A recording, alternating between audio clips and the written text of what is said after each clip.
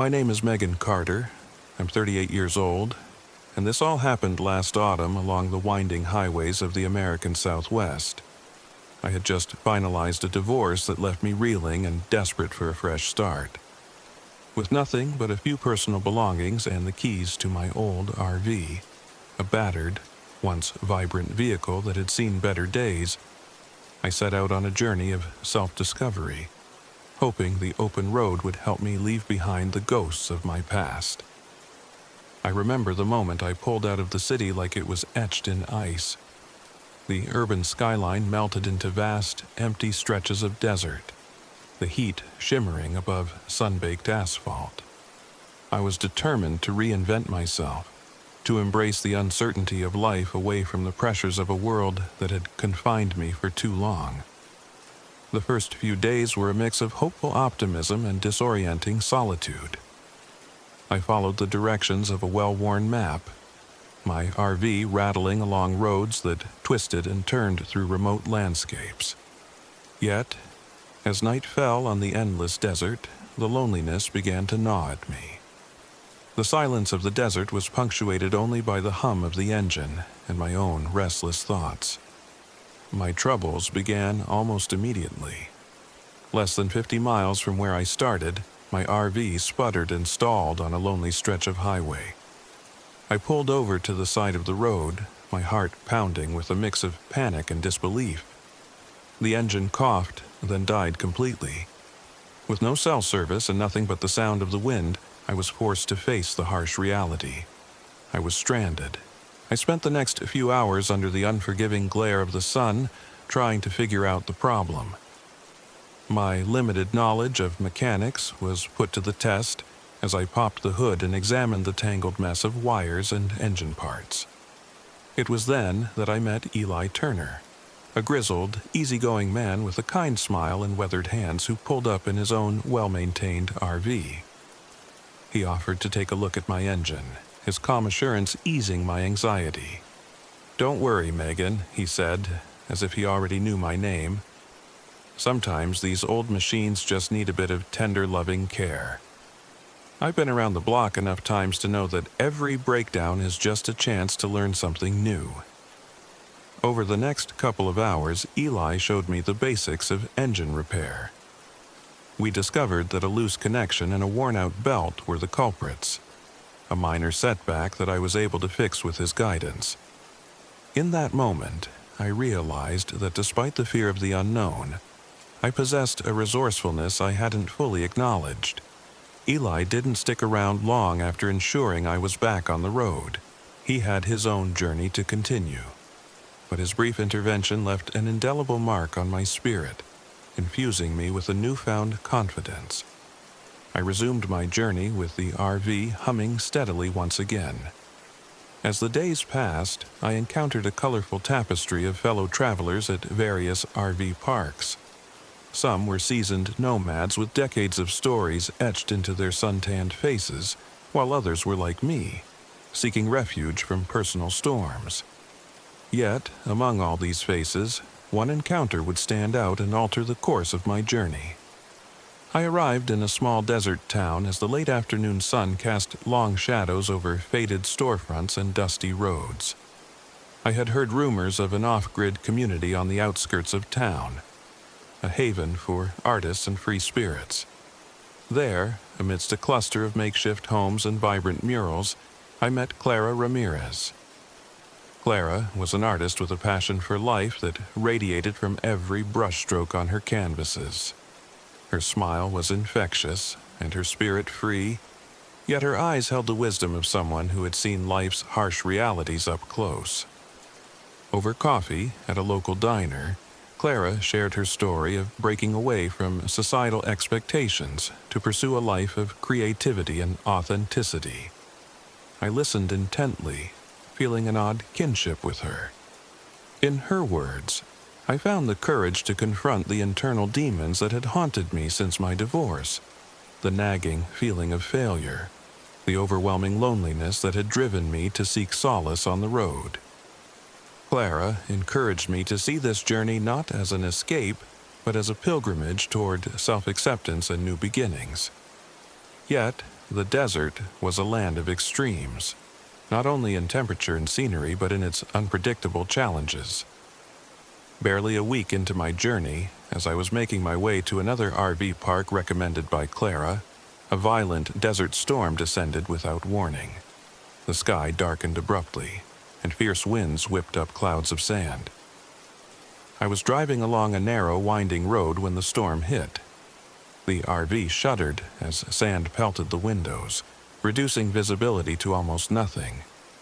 My heart hammered against my ribs as I fought to keep the vehicle steady on the slick road. The storm forced me to take shelter in an abandoned roadside motel that looked like it hadn't been occupied in decades. The building creaked under the assault of the wind, and the isolation of that moment was profound. I sat huddled in a dimly lit room, the sound of the storm outside mingling with my own anxious thoughts.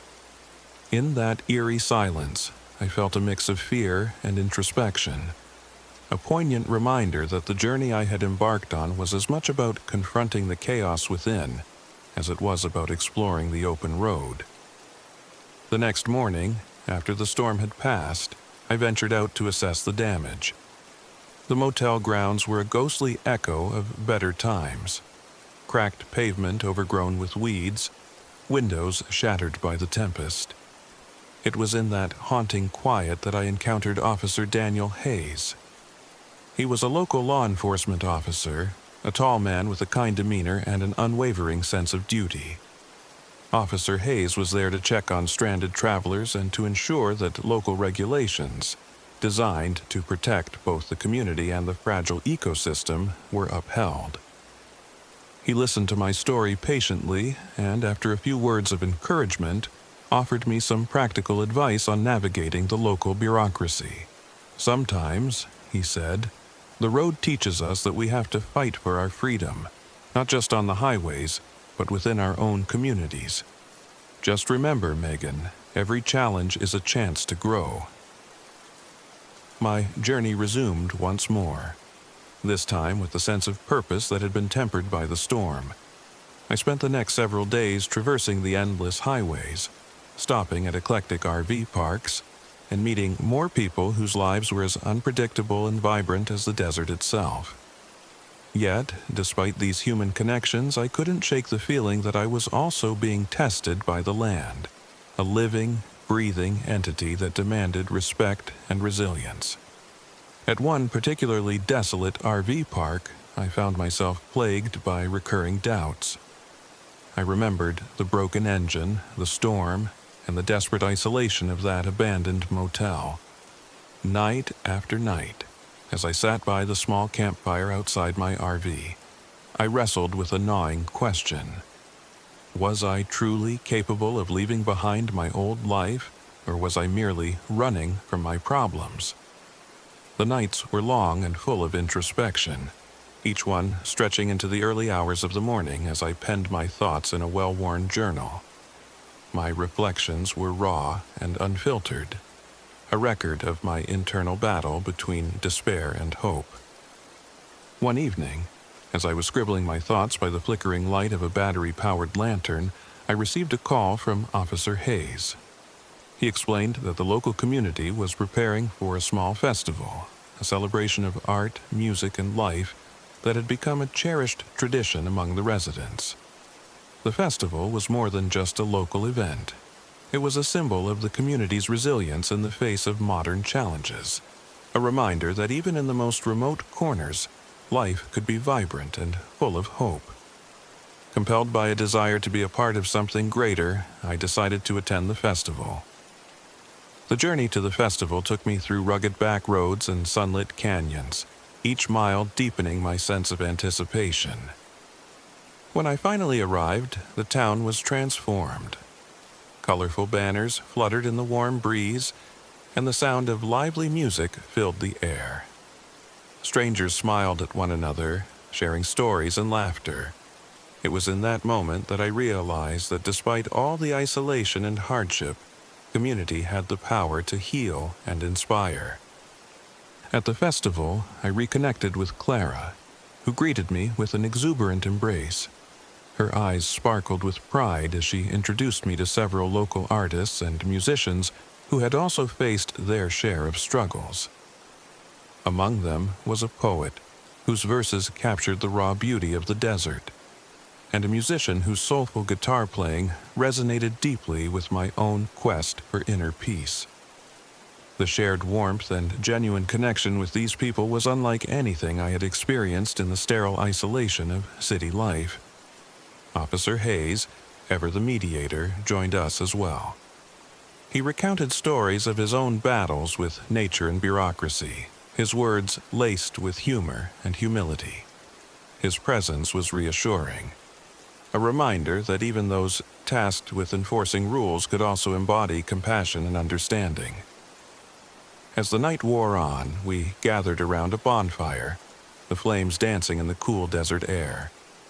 Stories were told, songs were sung, and for the first time in a long while, I felt a deep sense of belonging. Yet, amidst the laughter and camaraderie, a lingering suspense clung to the edges of my awareness. I couldn't shake the feeling that the desert, with its ancient secrets and harsh beauty, was watching us all. There was something about the way the wind whispered through the canyons, carrying echoes of a past long forgotten, that hinted at mysteries yet to be unraveled. Even in moments of celebration, I felt an undercurrent of unease, as if the land itself was reminding me that life was a constant balancing act between joy and sorrow, certainty and the unknown. In the days that followed the festival, I resumed my journey with renewed determination. I had learned that every breakdown, whether mechanical or emotional, was an opportunity to rebuild stronger than before. The RV, now repaired and running more smoothly, became not just a means of travel, but a mobile home where I confronted my inner doubts and celebrated my small victories. I spent long stretches of solitary driving beneath a vast, starlit sky, each mile a step further from the person I used to be and closer to the woman I aspired to become. There were moments of lingering suspense along the way, a stretch of road that suddenly ended at a cliff's edge, or a night when the silence was so profound that I could hear my own heartbeat. In these moments, I recalled Officer Hayes's words and the lessons I'd learned from Ali and Clara, that life on the road, much like life itself, was unpredictable and fraught with challenges. But it was precisely these challenges that held the promise of transformation. One crisp morning, as I navigated a particularly winding stretch of highway, I experienced a moment of clarity. I pulled over at a scenic overlook, the vast desert unfurling before me like an endless canvas painted in hues of amber and crimson. As I sat there, sipping a cup of lukewarm coffee and watching the sunrise, I realized that every trial I had faced, each mechanical breakdown, every lonely night, every encounter with kind strangers, had been a stepping stone on my journey to self-acceptance. The open road, with all its dangers and delights, was teaching me to trust myself, to embrace change, and to find beauty even in uncertainty. That morning, I wrote in my journal, "Today, I choose to see my journey not as a series of unfortunate events, but as a mosaic of moments that together form the portrait of my new life. I am not running from my past. I am paving the way for a future filled with hope, courage, and connection." As I resumed driving, the RV's engine hummed steadily beneath me, a comforting reminder that I had overcome so much already.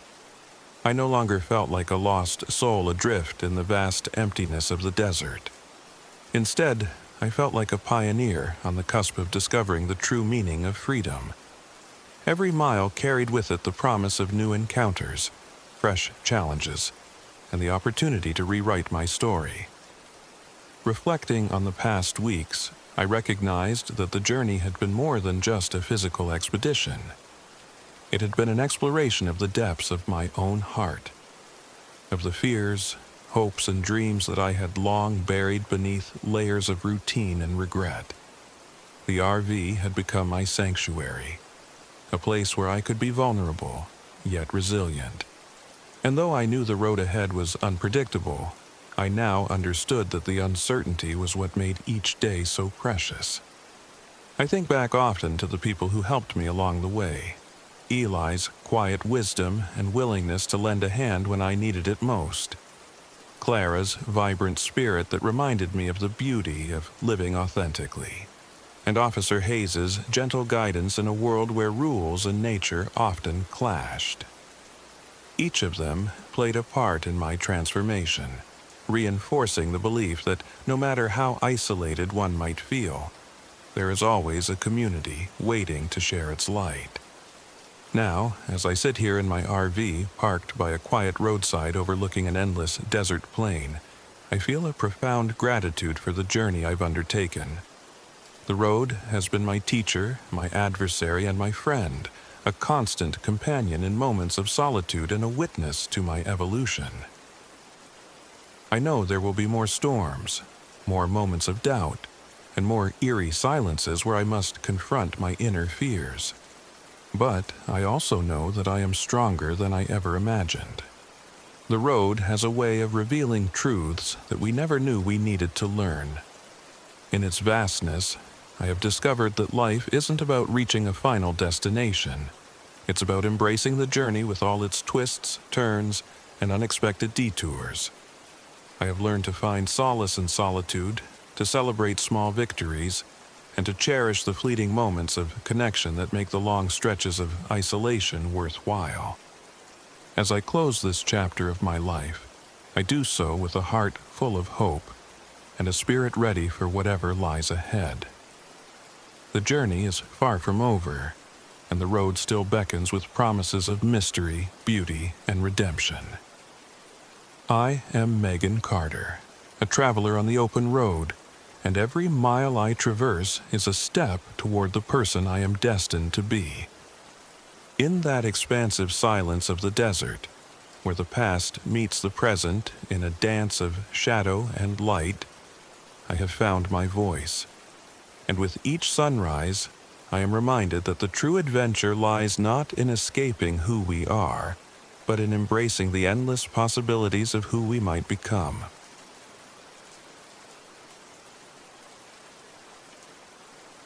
My name is Carter Reynolds. I'm 35 years old, and this happened in late autumn deep in the heart of Adirondack Park, New York. A time when the days are short, the air bites with a persistent chill, and the woods seem to whisper secrets you'd rather not know. I'd always been drawn to the wild, a solace from the chaos of urban life. It was that same draw that convinced me, along with my two closest companions, Mia Thompson and Travis Lee, to embark on an off-the-grid RV expedition into some of the most remote trails of the Adirondacks. Mia, 33, is the pragmatic, detail-oriented one, whose cautious nature balanced my own, sometimes reckless, adventurous spirit. Travis, 28, has always been quiet and introspective, with a past so steeped in loss that his sensitivity to the unseen often bordered on the supernatural. Our plan was simple: document the little-known trails and abandoned backwoods cabins that peppered the region. We craved an experience that would not only test our survival instincts but also reconnect us with nature's raw beauty. I was the one to secure the RV, a weathered vehicle that had seen better days. It boasted a faded "Adventure Awaits" decal on its side, a promise of exploration that we were eager to embrace, even if the RV's aging engine and unreliable battery hinted at the troubles to come. The journey began with high spirits as we left behind the familiar and ventured into the wilderness. Our RV rumbled along narrow country roads, past clusters of maple trees already tinged with the fiery hues of autumn. Mia busied herself with the route plans and equipment checks, meticulously ensuring we had everything from extra blankets to a well-stocked first aid kit. Travis, ever the silent observer, often drifted into introspective silence as the scenery blurred past, his eyes fixed on distant memories he rarely spoke of. It wasn't long, however, before the first signs that something wasn't right began to reveal themselves. One cool evening, as the sun dipped below the horizon and painted the sky in unsettling shades of red and purple, we pulled over near a clearing off a narrow, unmarked trail. The RV's engine sputtered, and Mia's furrowed brow confirmed our fears. Our trusted vehicle was struggling. We managed a temporary fix, but the delay forced us to camp earlier than planned. That night, huddled around a flickering campfire outside the RV, the woods seemed to come alive with whispers. The crackle of the flames was drowned out by distant, guttural howls that ricocheted among the trees. I remember looking at Mia, whose face was illuminated by the firelight, and seeing a spark of anxiety in her eyes. Travis, usually so reticent, stiffened beside me, his gaze fixed on the dark line of trees where the howls originated. Our sleep was restless. I awoke to a cold sweat, the echoes of the howls still reverberating in my mind. The next morning, while scouting the area for a replacement battery for the RV, I discovered something that sent a shiver down my spine. Large, unidentifiable footprints pressed into the damp earth near our parked vehicle. They were far too big to belong to any known local animal. I showed them to Mia and Travis, but neither could offer a rational explanation. Mia speculated about a bear, but the tracks were too strangely shaped, and Travis only murmured, "It's as if something unnatural passed by." We pressed on, hoping that daylight would restore our confidence. That afternoon, while exploring a nearby clearing to find help for the RV, we stumbled upon another unsettling sign, a series of bizarre symbols carved into the bark of a massive oak. The carvings, twisting lines and strange sigils seemed to pulse with an eerie energy. I ran my fingers over the rough engravings, feeling as though I were touching an ancient warning, a message left by those who had known this land long before us. That evening, as we prepared to return to the RV after a day of fruitless searching for supplies, the forest's quiet became oppressive. The silence was punctuated by a low, resonant whispering that seemed to emanate from all around us. Mia clutched her arms close, eyes darting from shadow to shadow, while Travis, usually so composed, began to murmur about old legends. The wendigo, a creature of Native American folklore known for its insatiable hunger and its curse of cannibalism. I dismissed his words at first as mere superstition, but as the night deepened, an unsettling realization began to dawn on me. The wendigo, a spirit born of greed and starvation, doomed to wander the forest with a monstrous appetite, was more than just a myth. Local lore held that this malevolent force sometimes manifested as a gaunt, shadowy figure, stalking its prey with a silent, predatory grace. The thought was almost too fantastical to be real, yet the evidence around us was impossible to ignore. Our uneasy truce with the natural and the supernatural was shattered when, on the second night, we witnessed a terrifying apparition. I was the first to see it, a gaunt figure lurking at the edge of the trees, its eyes reflecting the dying light of our campfire. The creature moved with a predatory grace, its elongated limbs and emaciated form sending a primal dread through my veins. I shouted a warning, and Mia scrambled to gather our meager weapons, a couple of flares, an old hunting knife, and, in a desperate bid, an axe we found in an abandoned cabin earlier that day. The creature did not immediately attack. Instead, it lingered like a dark specter, its presence suffocating the space between us and the comforting glow of the fire. It was as if the forest itself had grown hostile, aligning with this malevolent force. The creature's gaze was not fixed solely on me. It seemed to scan the entire campsite as though weighing the worth of each of us. I could see the terror in Mia's eyes and the internal conflict in Travis's face as he gripped his hands together, torn between disbelief and a desperate need to flee. The following morning, we attempted to rationalize what we'd seen. I argued that it was a trick of the light, or perhaps a deformed animal hiding in the underbrush. Mia, ever the pragmatist, suggested we document everything, measure the footprints, photograph the symbols, and record the sounds. Travis, however, was quieter than usual. He spent long hours staring into the depths of the forest, almost as if trying to communicate with whatever had visited us. His silence made me uneasy, for I knew there was more to his past than he ever revealed. A history marked by loss and inexplicable encounters with darkness. As we resumed our journey, the RV's mechanical issues began to mount. The failing battery and unreliable GPS forced us to take longer, unfamiliar routes. One rainy afternoon, while navigating a particularly treacherous back road, the vehicle sputtered to a halt in the middle of a dense thicket. With no immediate help in sight, we were forced to seek shelter in an old, dilapidated cabin we'd passed by earlier. The cabin, hidden away in the backwoods near a little-known trail, seemed abandoned for decades. Its windows shattered and its walls marked with the same eerie symbols we'd seen carved into the trees. Inside the cabin, the air was thick with the scent of decay and long-forgotten memories. It was there, in the dim light of a single dusty lantern, that our tensions reached a fever pitch. Mia and I argued over the best course of action, whether to stay and wait for daylight to repair the RV or to venture out immediately in search of help. Travis's quiet protests did little to bridge the growing divide between us. The isolation of the cabin, with its creaking floorboards and persistent drafts, seemed to amplify every whispered doubt and every shadow that danced at the edge of our vision. That night, as we huddled in the cabin for safety, the supernatural presence grew bolder. I was awakened by a soft, almost sorrowful sound, like the distant crying of a child.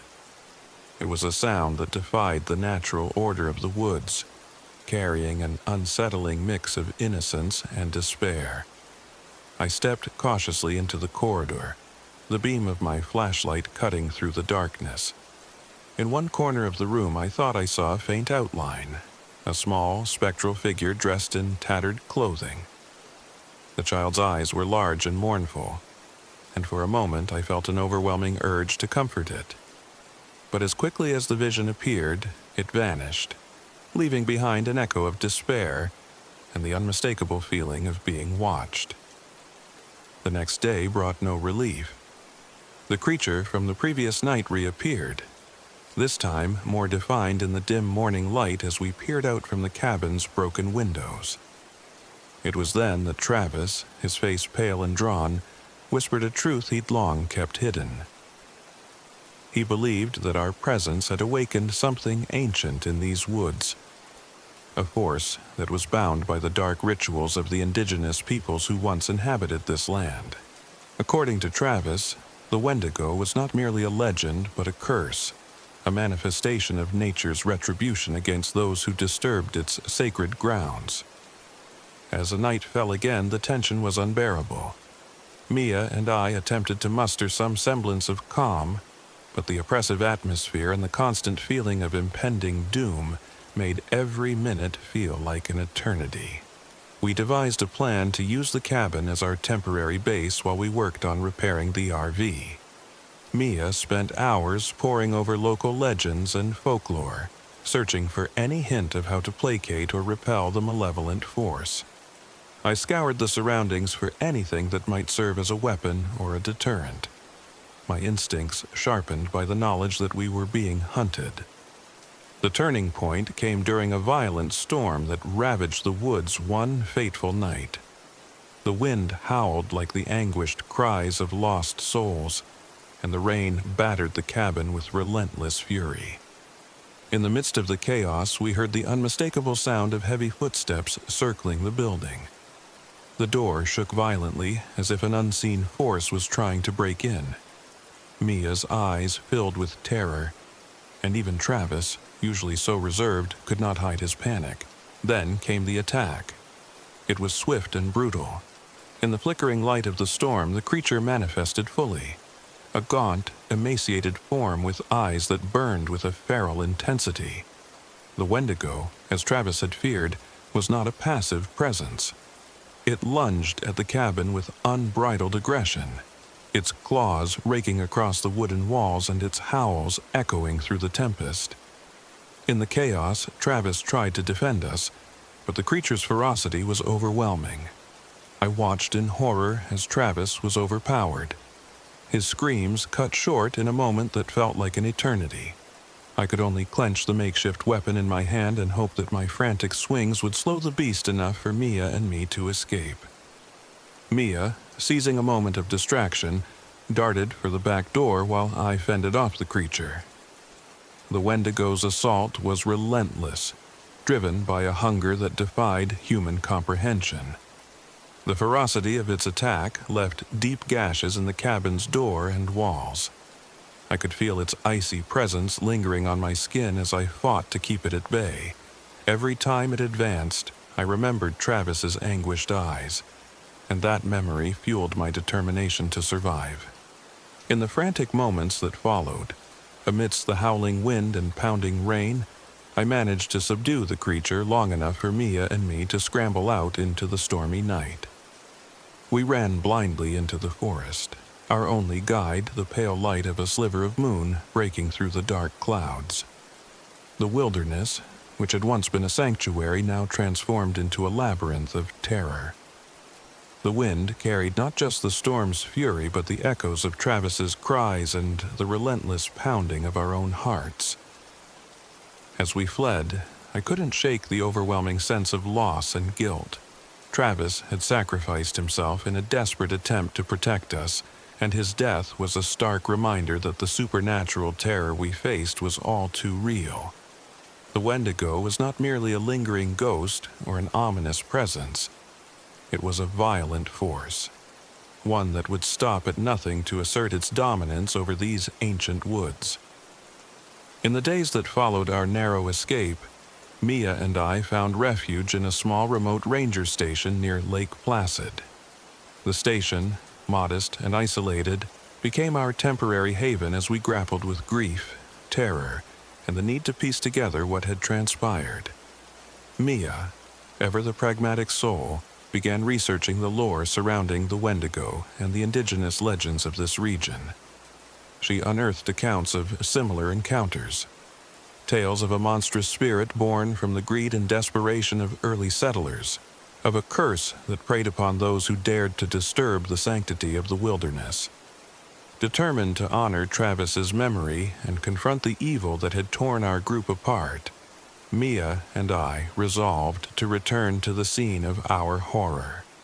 We scoured every scrap of folklore and old local records, piecing together a desperate countermeasure, a ritual, combining modern ingenuity with ancient wisdom that might just repel the creature long enough for us to escape its cursed territory for good. The ritual involved elements of purification, burning sage and specific herbs native to the region, reciting incantations in a language that Mia barely understood but felt deeply connected to. I found myself reciting the words in a trembling voice, as if invoking a power greater than my own. The night we performed the ritual was as dark and cold as the ones before, but there was an undeniable air of resolve. We returned to the abandoned cabin, the very place where we'd experienced the worst of our nightmares. The wind was eerily silent that night, as if the forest itself held its breath in anticipation. Mia arranged the herbs in a circle around the cabin's entrance, and I took up the axe once more. Not as a weapon of desperation this time, but as a symbol of our determination to reclaim our lives from the darkness. As we chanted the incantations, the temperature dropped dramatically, and I could see our breath mingling with the cold night air. Shadows seemed to twist and contort around us, and for a moment, I felt the oppressive weight of 1,000 unseen eyes. Then, in the distance, I heard it. A low, mournful wail that resonated through the forest, chilling me to the bone. The sound was both a lament and a threat, echoing Travis's final cries and the ancient curse of the wendigo. For what felt like an eternity, we stood there, hearts pounding in unison with the rhythm of the wild. The supernatural presence that had tormented us for days began to recede, as if the ritual had struck a chord deep within its cursed soul. The eerie feeling lingered, a reminder that the malevolent force was not vanquished, but merely repelled for now. In that fragile moment of calm, Mia and I shared a look of solemn understanding. We knew that the wendigo might one day return, its hunger and malice undiminished by our brief triumph. Eventually, the storm subsided and dawn broke over the horizon, painting the sky with hues of reluctant hope. We managed to get the RV running again, its engine a tired but persistent testament to our will to survive. With heavy hearts and a deep sense of loss for Travis, we left the cabin behind, driving out of the cursed woods and back towards civilization. Even now, as I recount these events in the quiet moments of twilight, I can still feel the weight of that fateful autumn night pressing against my memory. The wilderness, with its unyielding beauty and hidden terrors, has forever changed me. The legends of the wendigo, once mere folklore, are now etched into my very soul, a constant reminder that nature's mysteries are as dark as they are ancient. Mia and I have since taken different paths that lead away from the shadow of the Adirondacks, but the scars of that harrowing experience remain. I often find myself pausing on quiet roads, listening for the distant echo of a howl, or the whisper of ancient words carried on the wind. And in those moments, I remember Travis, the brave soul who paid the ultimate price, and the night when the wilderness revealed a darkness that no human could fully comprehend or escape. In the end, survival wasn't just about evading the claws of a supernatural predator. It was about confronting the inner demons that the isolation and terror had unearthed within us. The experience taught me that the line between myth and reality is perilously thin, and sometimes the greatest horror lies not in what haunts the woods, but in what haunts our own hearts. I carry that lesson with me every day, a reminder that in the depths of nature's wild embrace, one must always be prepared, not just for the elements, but for the inexplicable forces that lie hidden, waiting in the shadows.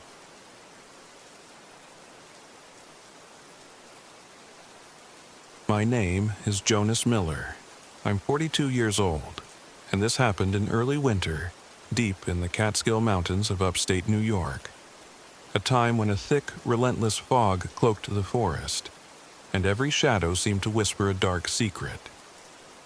I left behind the chaos of the city and the ghosts of my past in my battered RV, hoping that solitude and nature's quiet majesty would help me escape the memories of a painful loss and a career that had unraveled. As an ex-reporter, I'd spent years chasing down stories of human triumph and tragedy, but nothing prepared me for the isolation and raw dread that awaited me in those remote backroads. My RV, an old, temperamental vehicle with peeling paint and a stubborn engine, had seen better days. I'd poured my savings into it, believing that a reliable home on wheels would offer both shelter and a sense of freedom. But not long into my journey, the RV began to show its age. One morning, as I was driving along a winding road near Catskill Falls, the engine sputtered unexpectedly and died. I pulled over to the side, cursing under my breath at the failing alternator and sporadic electrical glitches that had plagued it for weeks. I set up camp in a small clearing adjacent to a dense copse of trees, the fog swirling around me like a living thing. With no cell service and only the faint hum of nature for company, I tried to repair the RV with what little mechanical skill I possessed. While rummaging through the back for tools, I noticed something unsettling. ritualistic symbols crudely carved into the bark of a nearby tree. The markings were unfamiliar. An eerie blend of swirling lines and sharp angles that looked more like a warning than mere graffiti. I couldn't help but feel that these carvings were more than random vandalism. That night, I sat by a small, hastily built campfire, its flickering light barely pushing back the encroaching darkness. The forest, usually a source of solace, seemed to close in around me. The dense fog muffled all sounds, except for the occasional creak of tree branches, and what I could have sworn was a faint chanting carried on the wind. At first, I dismissed it as the wind playing tricks on my ears, but as the minutes stretched on, the soft, rhythmic murmurings grew louder, as if someone, or something, was performing a ritual in the distance. Sleep was elusive. My mind buzzed with unease and memories of past failures, and the incessant whispering melded with my inner doubts. I barely drifted into a restless doze when a sudden knock at the door of my RV jolted me awake. I froze, heart hammering, listening to the persistent sound. It wasn't a knock in the conventional sense, but more a scraping, like fingernails on metal. I peered through the grimy window but saw nothing except the undulating fog. My instincts screamed to lock the door, yet curiosity compelled me to investigate further in the weak morning light. When dawn finally broke, its light was diffused by the heavy mist, and I emerged from my RV with a mix of trepidation and determination. I spent the day scouring the area for any clues about the strange markings and the eerie sounds from the previous night.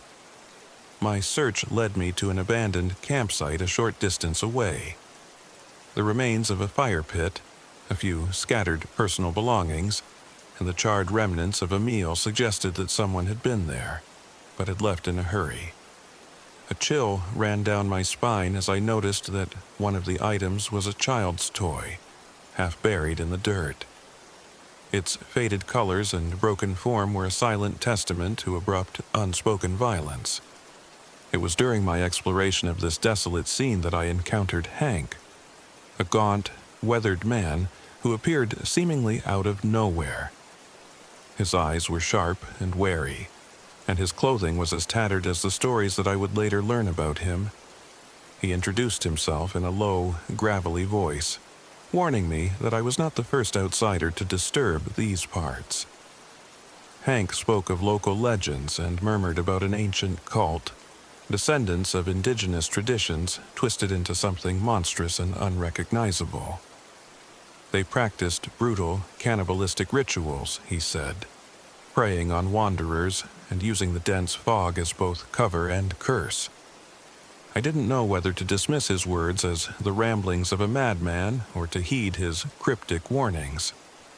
Yet, the evidence I had already seen, the carvings, the abandoned campsite, and the persistent feeling of being watched made me lean toward caution. Hank disappeared as suddenly as he had appeared, leaving me with more questions than answers. For the next few days, the oppressive fog became my constant companion.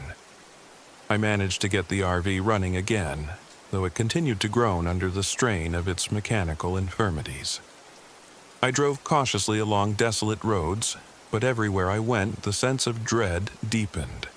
Every time I paused, I found new signs of a ritualistic presence.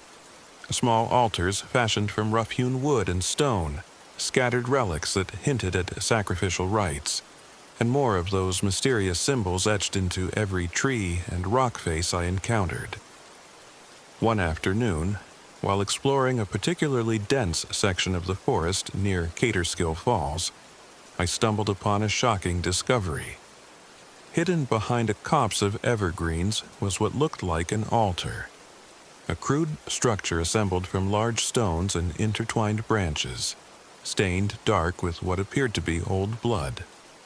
Nearby, I found scraps of cloth and other personal items that suggested this place was used for something far more sinister than mere superstition. I took photos, my hands trembling as I documented every detail, knowing that I was piecing together a puzzle that might be too dangerous to solve. The night after this discovery, the forest became an arena of terror. I was awakened by a cacophony of sounds, a mix of urgent shouts, heavy footsteps, and, most disturbingly, the rhythmic chanting that now seemed to be all around me. I could no longer deny that something was hunting me. The RV, my supposed refuge, turned into a trap as I heard the sounds of a coordinated pursuit closing in on all sides.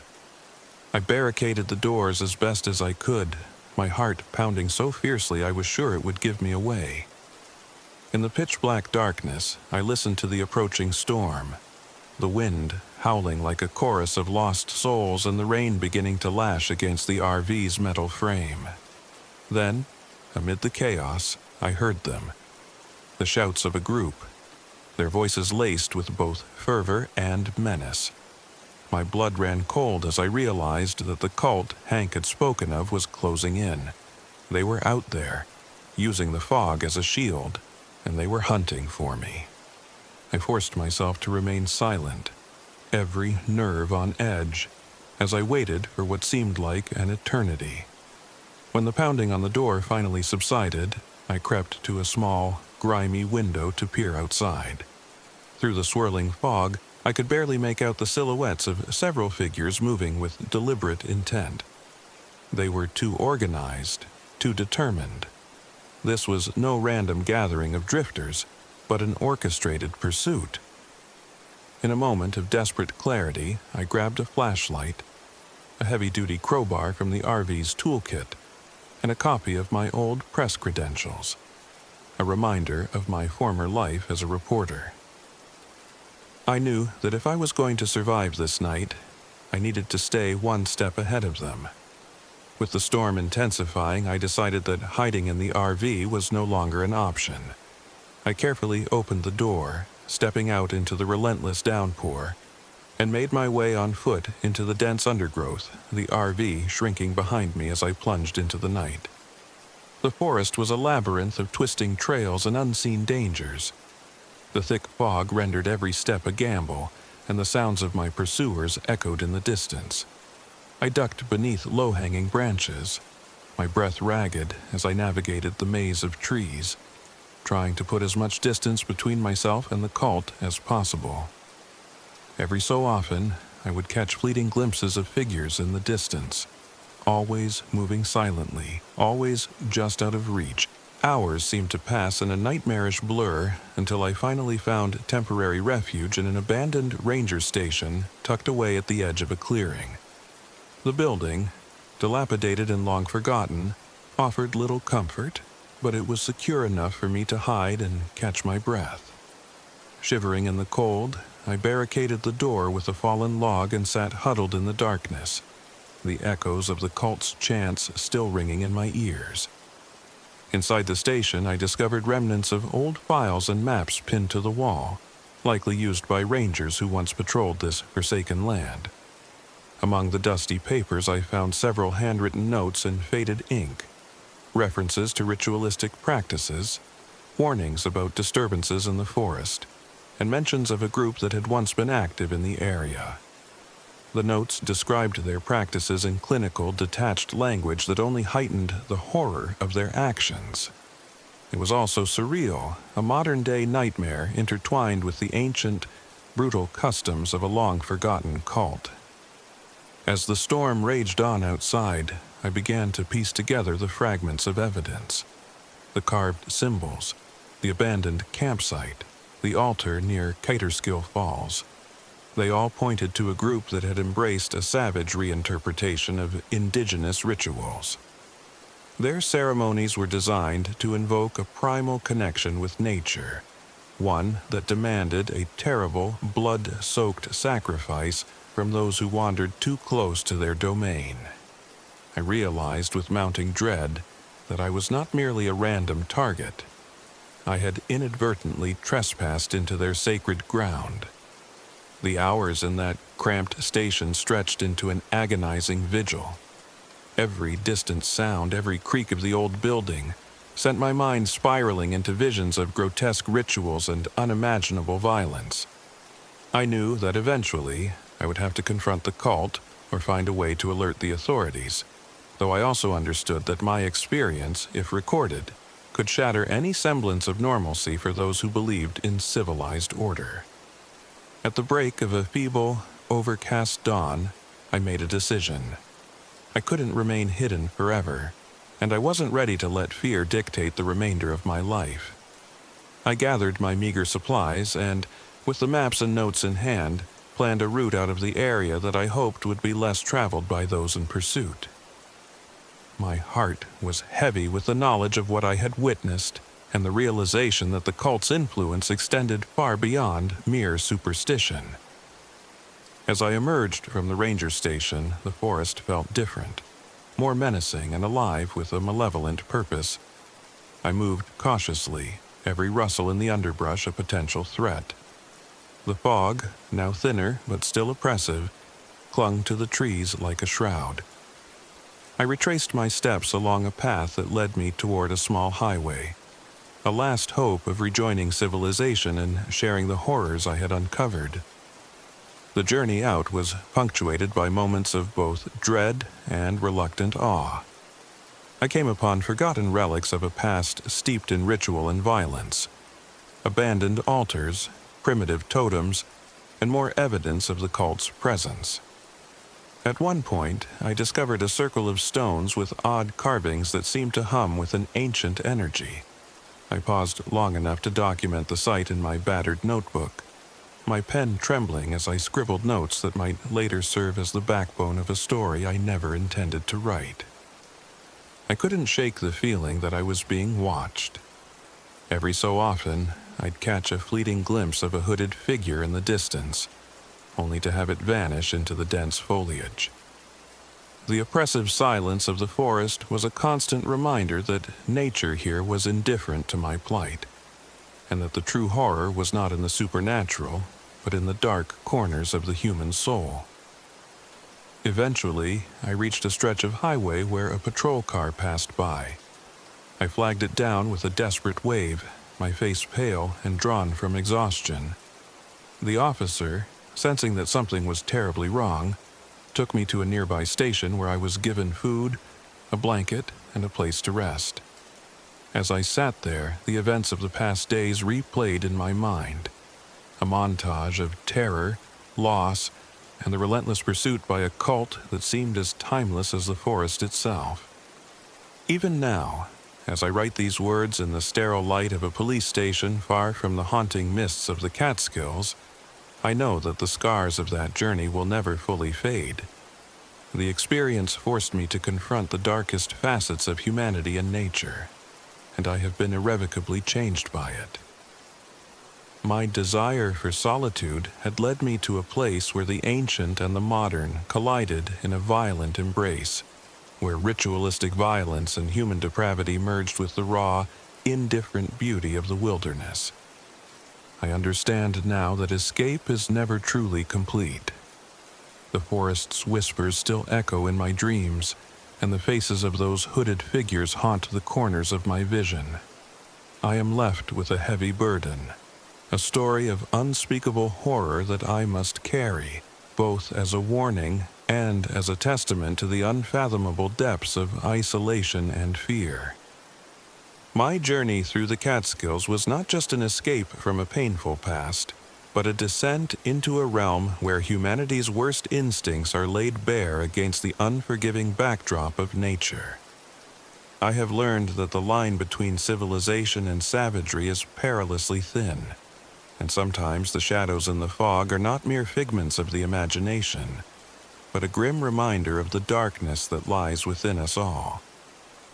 I share my story not to glorify the terror I experienced, but to caution anyone who might be tempted by the lure of solitude in places where the mist hides more than just the contours of the land. For in the dense, forgotten corners of the Catskills, the ancient rituals of a violent cult still echo, and the shadows in the fog are waiting for the unwary. And so, as I sit here under the harsh fluorescent lights of safety, I remain forever changed by that ordeal. I have escaped the immediate danger, yet I know that the memory of those horrifying nights, the relentless pursuit, and the unyielding darkness of that ancient forest will follow me for the rest of my days.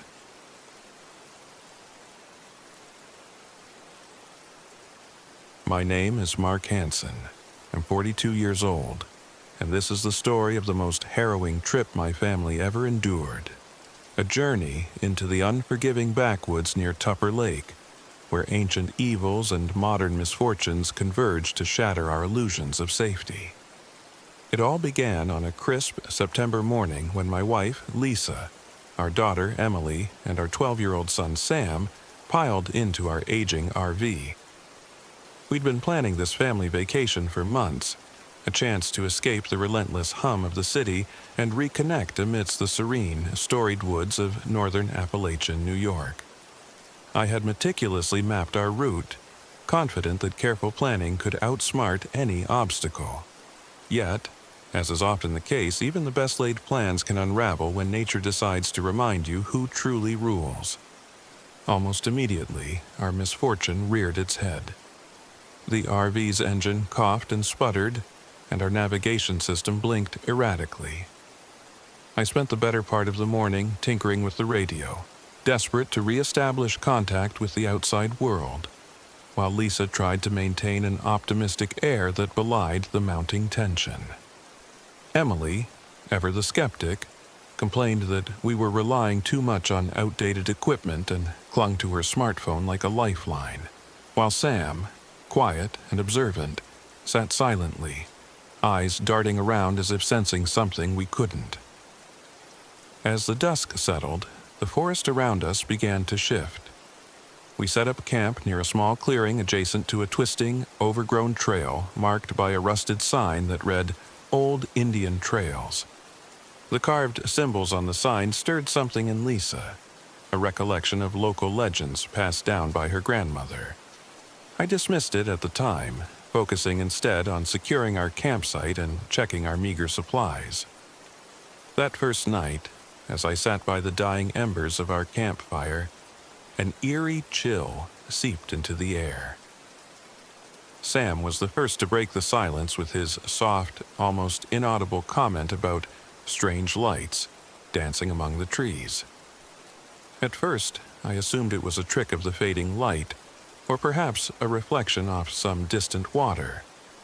But as the minutes stretched on, I began to notice it too. Faint, shifting lights that defied the natural patterns of fireflies. They moved in slow, deliberate patterns, as though orchestrated by some unseen force. Then came the sounds, distant, inhuman cries that floated on the wind. They were punctuated by the rustling of leaves and a deep, guttural howl that sent a shiver down my spine. I tried to keep my voice steady when I reassured my family that it was probably just the wind playing tricks on our ears.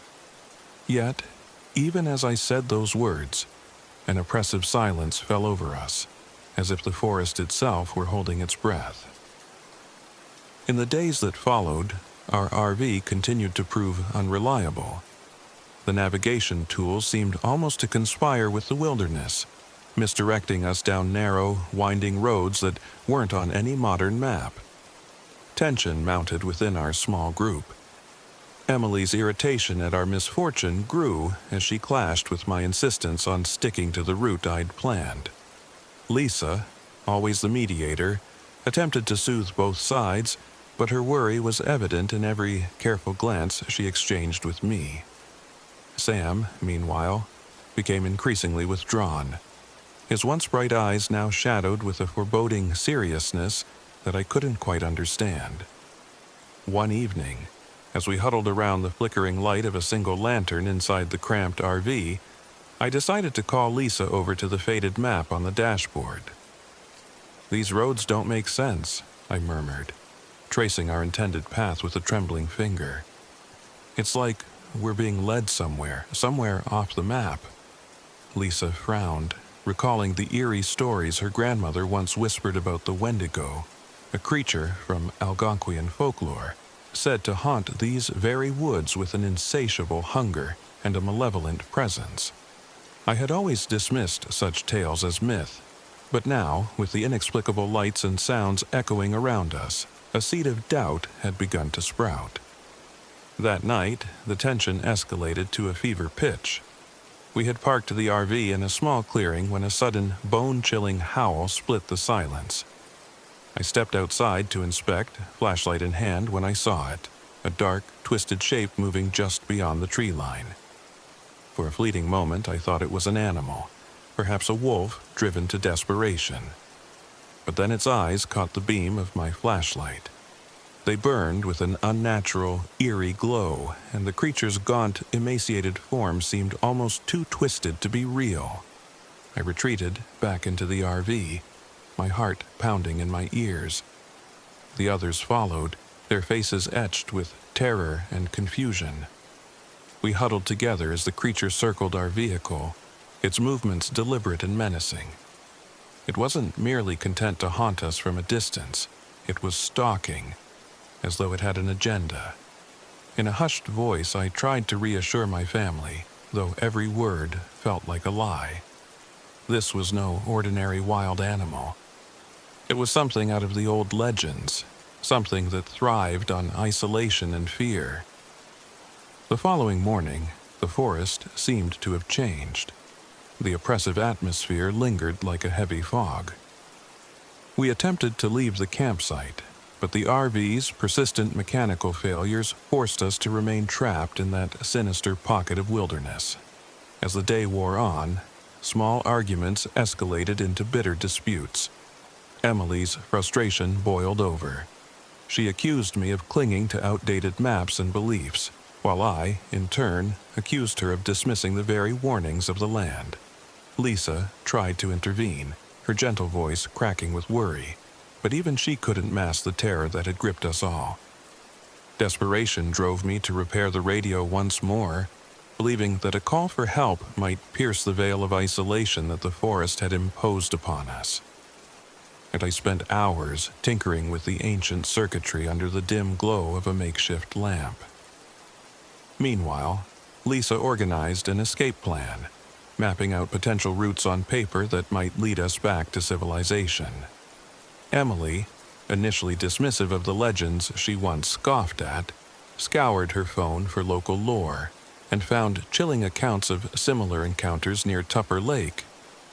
Each revelation only deepened the dread that already permeated our hearts. Nightfall brought with it an almost tangible malevolence. The forest around us was silent, the usual chorus of nocturnal creatures eerily absent. I could feel every nerve in my body on high alert.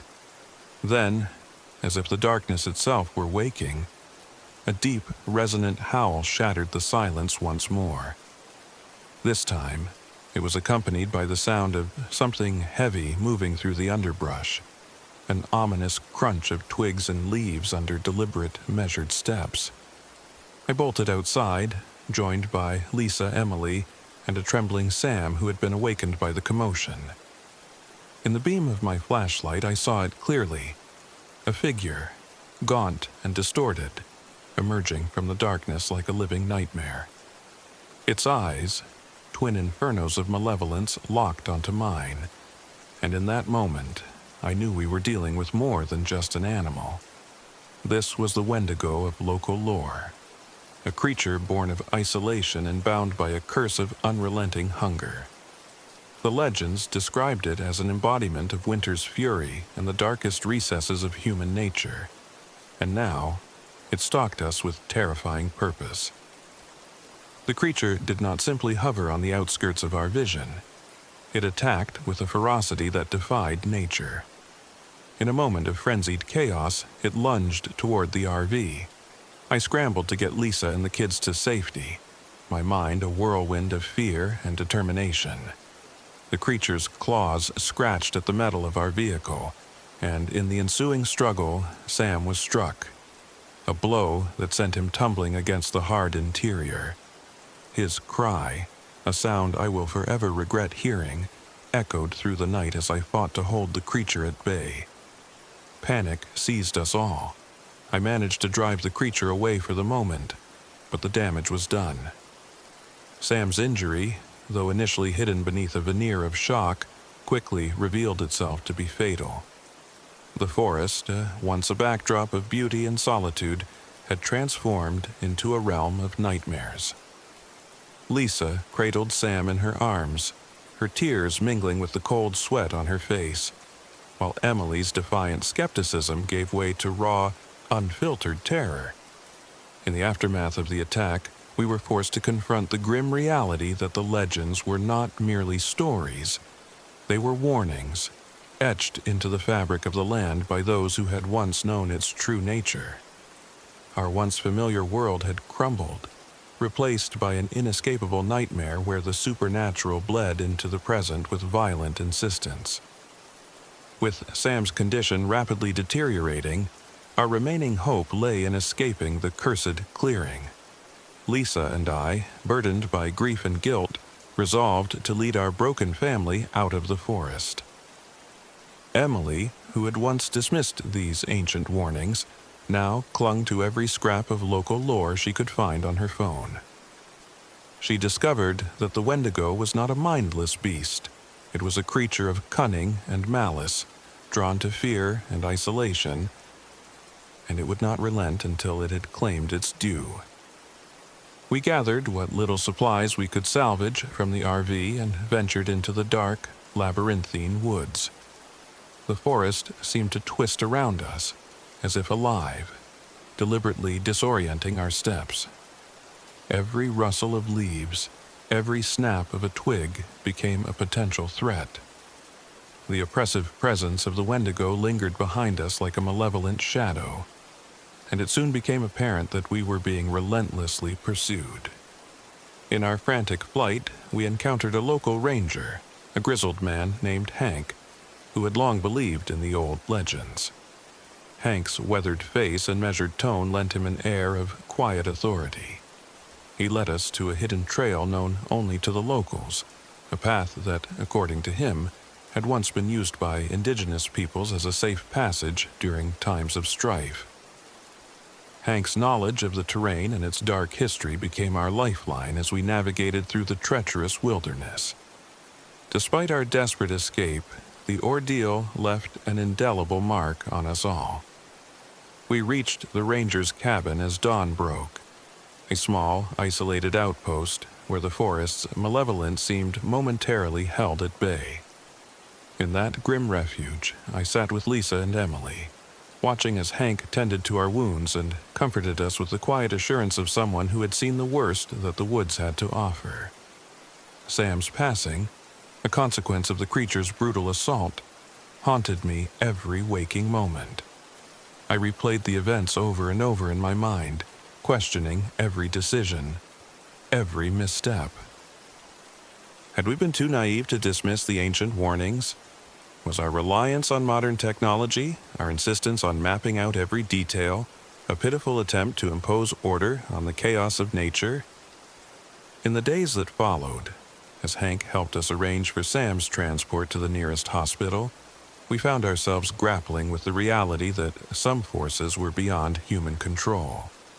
The wendigo, with its relentless hunger and predatory intelligence, had not just attacked our RV. It had shattered the fragile bubble of normalcy we had created. The forest, once a place of promise and adventure, had revealed its true nature as a realm of ancient, unforgiving power. Now, as I write these words from the quiet solitude of recovery, the memories of that night remain etched in my soul. I have come to understand that the legends passed down through generations are not merely folklore. They are a reflection of humanity's enduring struggle against the dark forces of nature and the unknown. The wendigo, the ghostly lights, the mournful cries in the night, all serve as a reminder that when we venture into the wild, we step into a world where survival is not guaranteed, and every step may lead us closer to our own undoing. The loss of Sam is a wound that may never fully heal. His innocence, his quiet intuition, made him the one who sensed the darkness long before the rest of us could comprehend its true menace.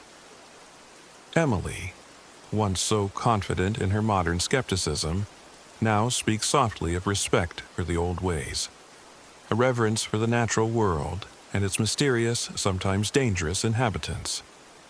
Lisa, ever the nurturer, carries her grief with a quiet dignity, her eyes often distant as she recalls the fleeting moments when our family was whole. The experience has changed me.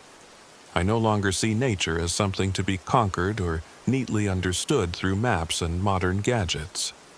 Instead, I now recognize it as a realm of ancient power, where every rustle in the underbrush, every whisper of wind, carries the weight of centuries of lore and mystery.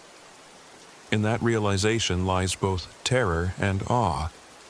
To anyone who might consider venturing into these wild, storied lands, I offer this cautionary tale. Respect the old legends and the forces they represent. Do not let modern conveniences lull you into a false sense of security. The wilderness is not a playground, but a living, breathing entity with secrets and dangers beyond our comprehension. Our family's journey into the backwoods of Tupper Lake was meant to be a joyful escape, a chance to bond and explore. Instead, it became a crucible in which the ancient and the modern clashed with devastating consequences. The creature that stalked us was not merely a ghost from old tales. It was a living embodiment of isolation, hunger, and the inevitable price of trespassing into realms where nature holds sway over man. In the final analysis, our survival depended not on technology or rigid plans, but on humility, respect, and an acceptance of the mysteries that lie beyond human understanding. As I reflect on that night of terror and loss, I am reminded that sometimes the most profound lessons are taught in the dark hours when the veil between our world and the unknown is at its thinnest. I continue to live with the scars of that fateful trip, a constant reminder of the delicate balance between human ingenuity and the raw, untamable forces of the wild. And while I have learned to navigate the modern world with a greater respect for nature's ancient rhythms, the memory of that encounter, of the relentless eyes of the wendigo and the chilling cries in the night, will forever echo in the depths of my soul. This is my story, a testament to the enduring power of nature's legends, a tribute to my lost son, and a warning to those who dare venture into the heart of the wilderness. May we all remember that sometimes the most dangerous adversaries are not found in the shadows of our modern world, but in the ancient, untamed depths of the land itself.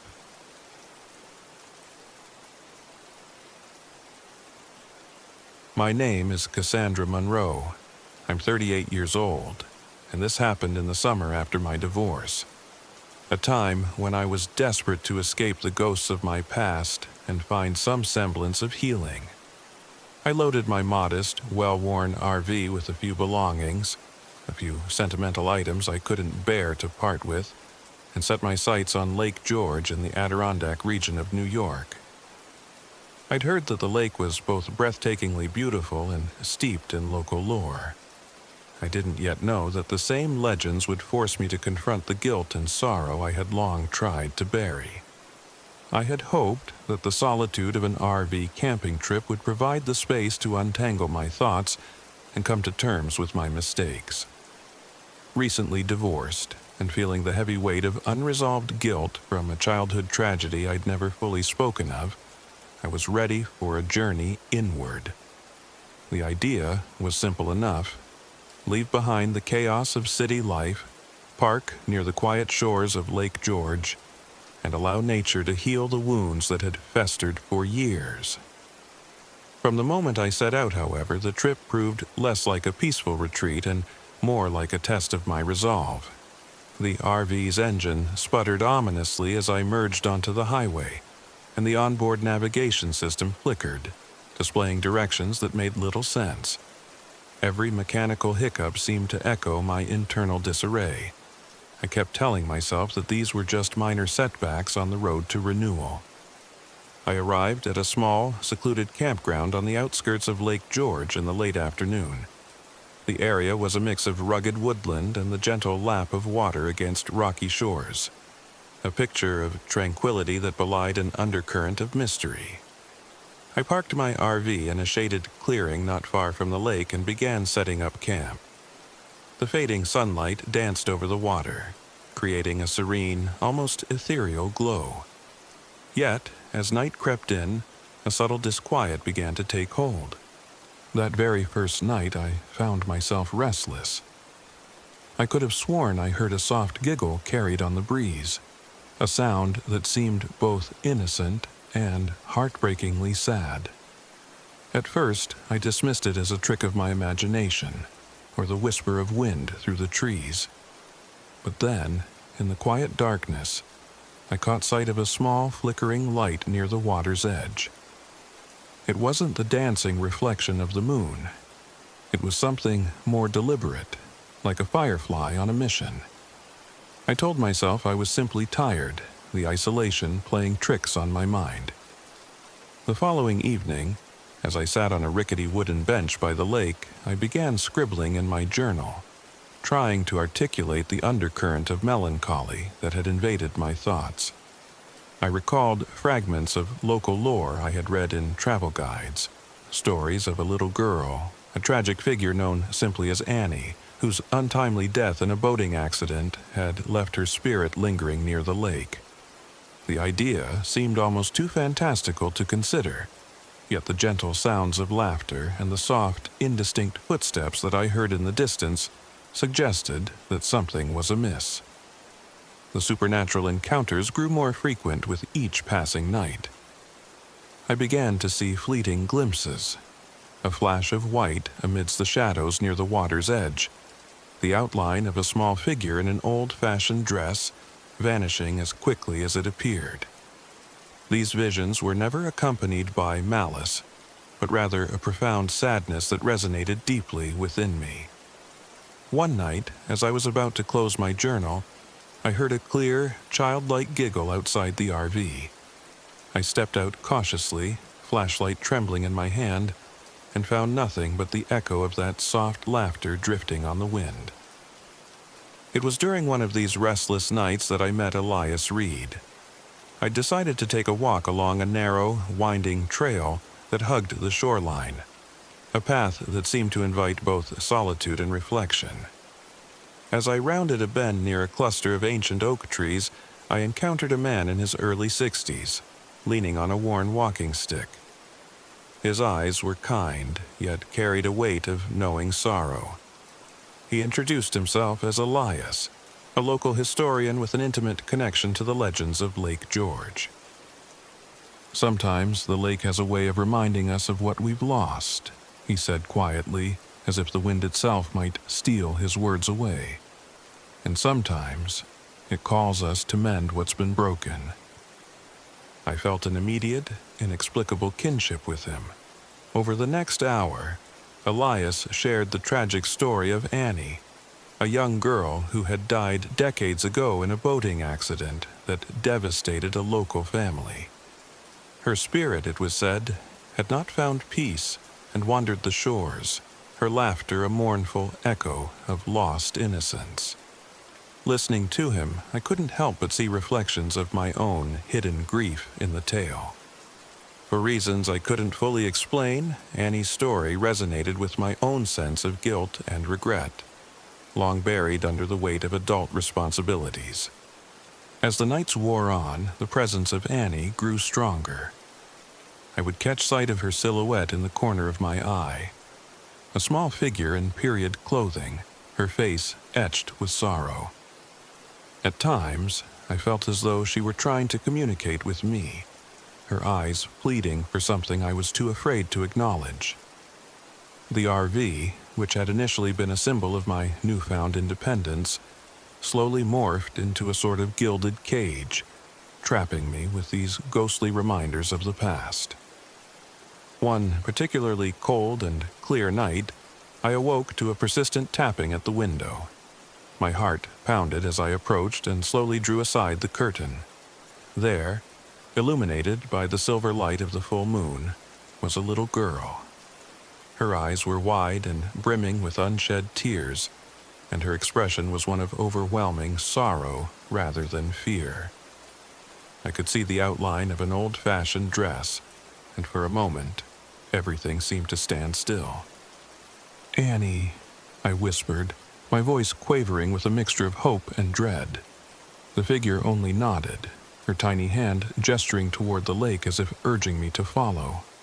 Compelled by an inexplicable mix of terror and longing, I grabbed my flashlight and stepped out into the cool night air. I followed her down a narrow, winding path that led directly to the water's edge. The lake was eerily still, the surface like glass, reflecting the pale light of the moon and the sorrow that seemed to permeate the night. Standing there, facing the water, I felt a deep, resonant connection to the spirit before me. In that quiet moment, all the guilt and regret that had haunted me for years surged forth. Memories of a childhood mistake, a loss I had never forgiven myself for, came crashing down like waves upon the shore. I sank to my knees, tears mingling with the dew on the grass, and for the first time in decades, I allowed myself to feel the full weight of my sorrow. It was at that moment that Elias appeared once more. He had been quietly observing from a distance, his presence as steady and comforting as the ancient trees surrounding us. He approached without a word and sat down beside me on a weathered stone. The silence between us was heavy, yet comforting, as if the lake itself were offering solace in the form of shared grief. "Sometimes, we hold on to our guilt like it's the only thing keeping us anchored," Elias said softly. "But the truth is, letting go can be the first step toward healing." I listened intently as he spoke, his words a balm to my raw emotions. He explained that the ghost of Annie was not there to torment me, but to remind me of the pain I had long ignored, and to offer me a chance at redemption. With his guidance, I began to understand that my journey wasn't merely about escaping the loneliness of a failed marriage or the bitterness of past mistakes. It was about confronting the shadows within my own heart. The following days passed in a surreal blur. By day, the lake and its surroundings offered a quiet, if somber beauty, a stark contrast to the emotional tempest that raged within me. By night, the presence of Annie grew more pronounced, her appearances interspersed with the gentle sounds of laughter and the soft patter of footsteps along the RV's exterior. The constant reminders forced me to acknowledge that I could no longer run from the guilt that had defined me for so long. Elias, ever the patient guide, encouraged me to take active steps toward mending the wounds of my past. He spoke of a small memorial ritual, a traditional act of remembrance meant to honor the lost and to grant both them and the living a chance to find peace. The idea resonated with me, and I decided that it was time to lay my burdens to rest, once and for all. I spent the next day gathering mementos, an old photograph of my family from before everything went wrong, a cherished diary filled with memories both sweet and painful, and a simple, handwritten letter of apology addressed to the past. With these items carefully packed in a small leather pouch, I ventured to a secluded spot along the lake, a place Elias had identified as significant, marked by an ancient, weathered stone that local lore claimed was a conduit between the world of the living and that of the departed. The ritual was to be simple, yet deeply symbolic. At dusk, as the sky blushed with the dying light of the day, I knelt before the stone. The air was cool, and the only sound was the gentle lapping of water against the shore. With trembling hands, I removed the contents of the pouch one by one. First, the photograph, a snapshot of happier times when I was still whole. Next, the diary, filled with pages of memories that I had long tried to forget. Finally, I unfolded the letter, my words of sorrow, regret, and longing for forgiveness spilling out as I read them aloud into the quiet twilight. As I spoke, I felt as though the lake itself was listening, its surface rippling softly in response. The act of confessing my deepest regrets, of acknowledging the mistakes that had haunted me since childhood, was both cathartic and terrifying. I felt exposed, vulnerable in a way that I had never allowed myself to be. Yet, with every word, a subtle shift began to take place, as if the weight of my guilt was slowly lifting from my shoulders. For a long, silent moment after I finished, nothing happened. I sat there, waiting for some sign, any indication that my heartfelt confession had reached the other side of the veil. Then, almost imperceptibly, the atmosphere around me began to change. The oppressive heaviness that had clung to the air dissipated, replaced by a gentle, soothing calm.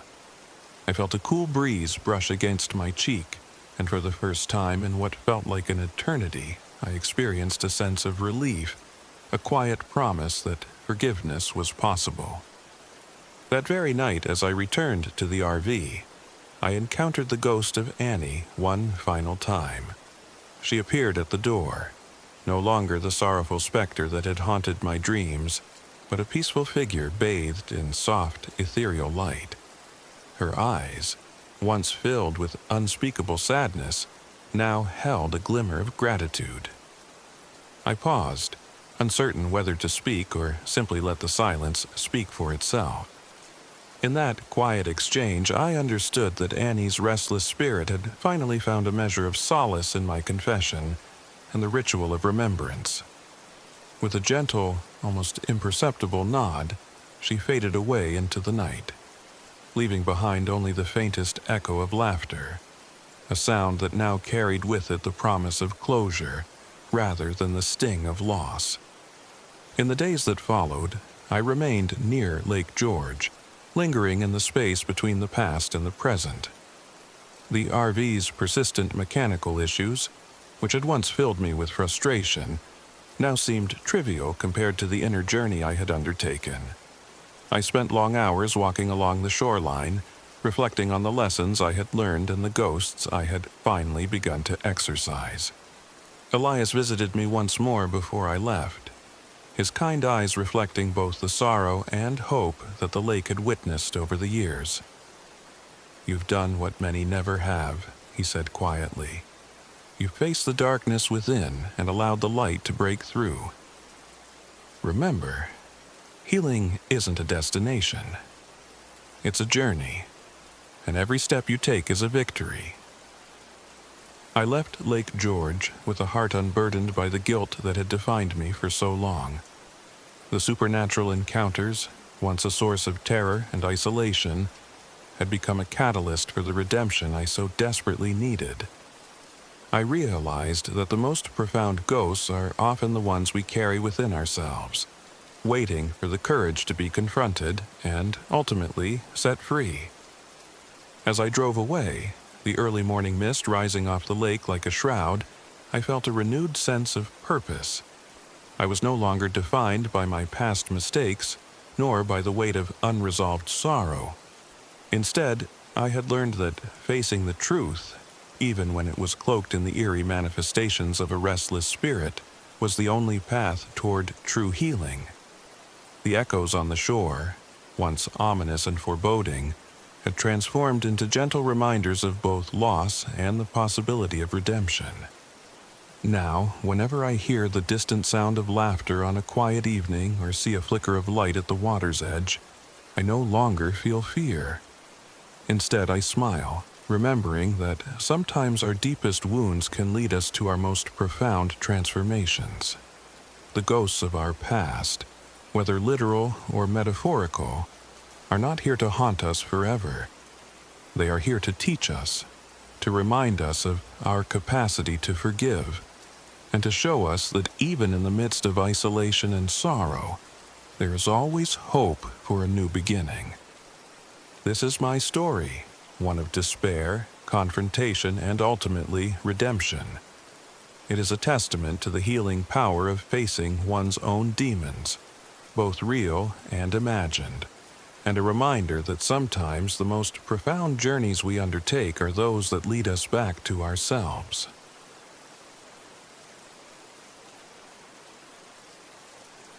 My name is Ethan Carter. I'm 34 years old, and this happened in late autumn, deep in the heart of Adirondack Park near the remote Moose River Loop. I had left behind the chaos of corporate life, seeking refuge in nature, hoping that isolation would heal the past I was desperate to escape. I set out with 3 friends, Mia Thompson, Jared Ruiz, and Lila Brooks, each carrying their own burdens and beliefs, and together we thought we could find solace on this weekend getaway in the woods. Our RV was an old, patched-together vehicle that had seen better days. Even before we hit the road, Jared, our resident mechanic, grumbled about the outdated equipment. "This rig's barely holding on," he'd said as he ran his fingers along the rusted frame, his easy smile hiding the worry behind his eyes. I reassured everyone that a little creak and groan were part of the charm of off-grid travel. Still, deep down, I knew that our gear wasn't as reliable as we hoped. We left the beaten path on a narrow, winding road that cut through the dense forest. The GPS on our RV began acting up almost immediately, its screen flickering and then displaying an unrecognizable series of coordinates. Mia's anxious voice filled the cabin. "Ethan, are you sure this is the right way?" I shrugged it off, trusting my own internal map, even as the unease crept in like a slow, cold draft. The trees grew thicker, and soon we were enveloped in a fog that seemed to swallow the fading light of dusk.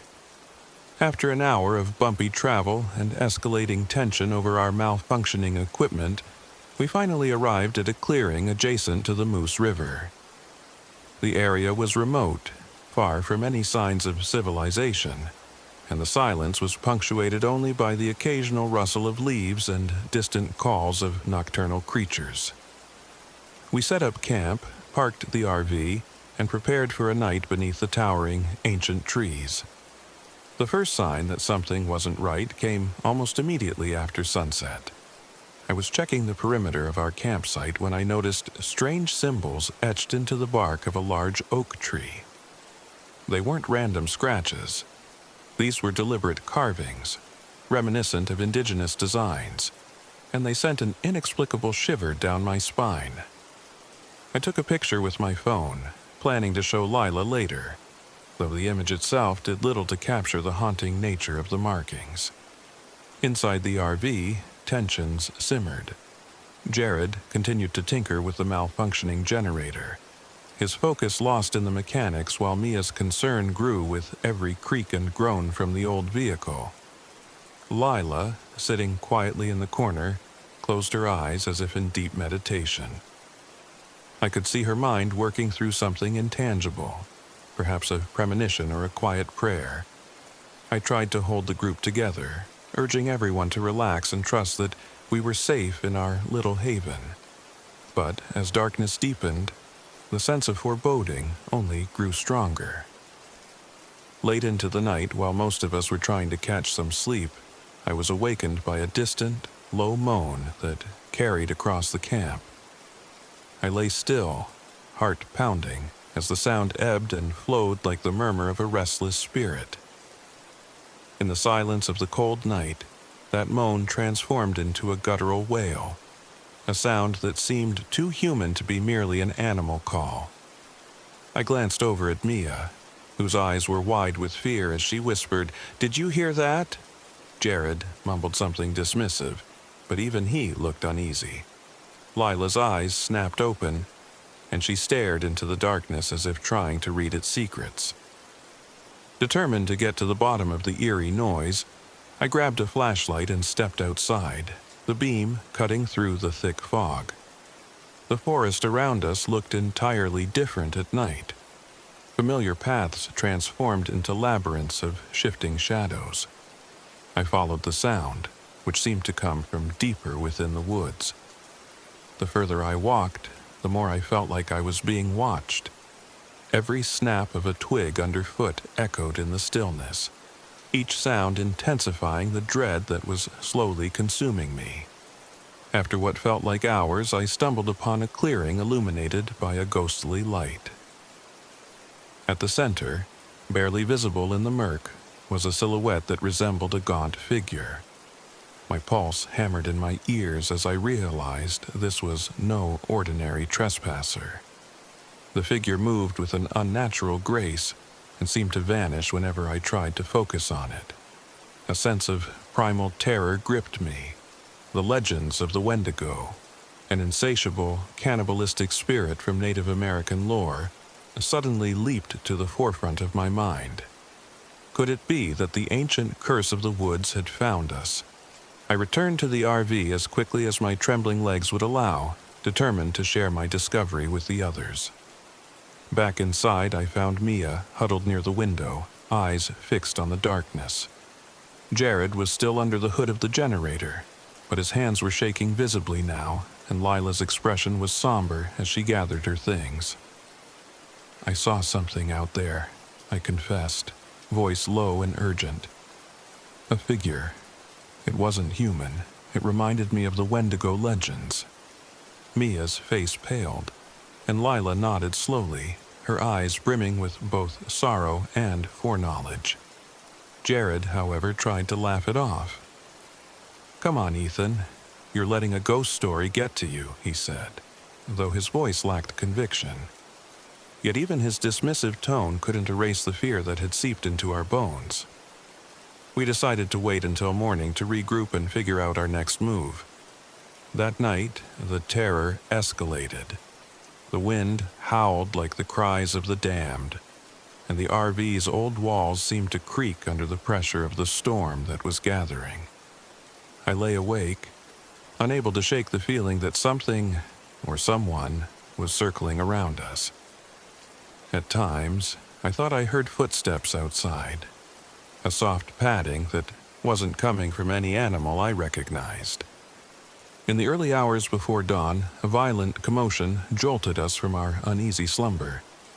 The RV's door burst open, and I saw, for a split second, a flash of emaciated, twisted features, a gaunt face that seemed to leer with malevolent intent. I scrambled to wake the others, and together we bolted out into the cold, biting air. The creature wasn't simply lurking in the distance anymore. It had come too close. In the ensuing chaos, group tensions reached a fever pitch. Jared's earlier bravado evaporated as he tried desperately to fix the radio transmitter, hoping to call for help. "I swear, if this thing takes us out before I can get this working," he muttered, hands shaking as he fiddled with the antiquated device. Mia, ever the cautious one, urged us to fortify the RV, while Lila frantically recited fragments of what sounded like an indigenous ritual. "It's trying to tell us something," she insisted, her voice a mix of terror and determination. I took charge, instructing everyone to secure the RV as best we could with makeshift barricades from spare wood and old camping gear. We worked in tense silence, punctuated by the distant, ungodly howls of the creature. It wasn't just a spectral presence. It was violent, cunning, and now, undeniably dangerous. It circled our camp, leaving behind deep claw marks on trees and disturbing traces of torn fabric that hinted at its savage nature. As the night dragged on, the supernatural force became bolder. At one point, as I peered out from a small crack in the window, I saw the creature's reflection in the dark surface of a nearby pond, a fleeting glimpse of its horror before it vanished into the black woods. Every sense was on high alert, every shadow a potential threat. The terror was no longer abstract, it was tangible, pressing in on us from all sides. Our internal conflicts mirrored the external chaos. Jared's mechanical expertise became our last hope as he struggled with the failing radio transmitter. Mia and I argued over whether we should try to confront the creature or continue hiding.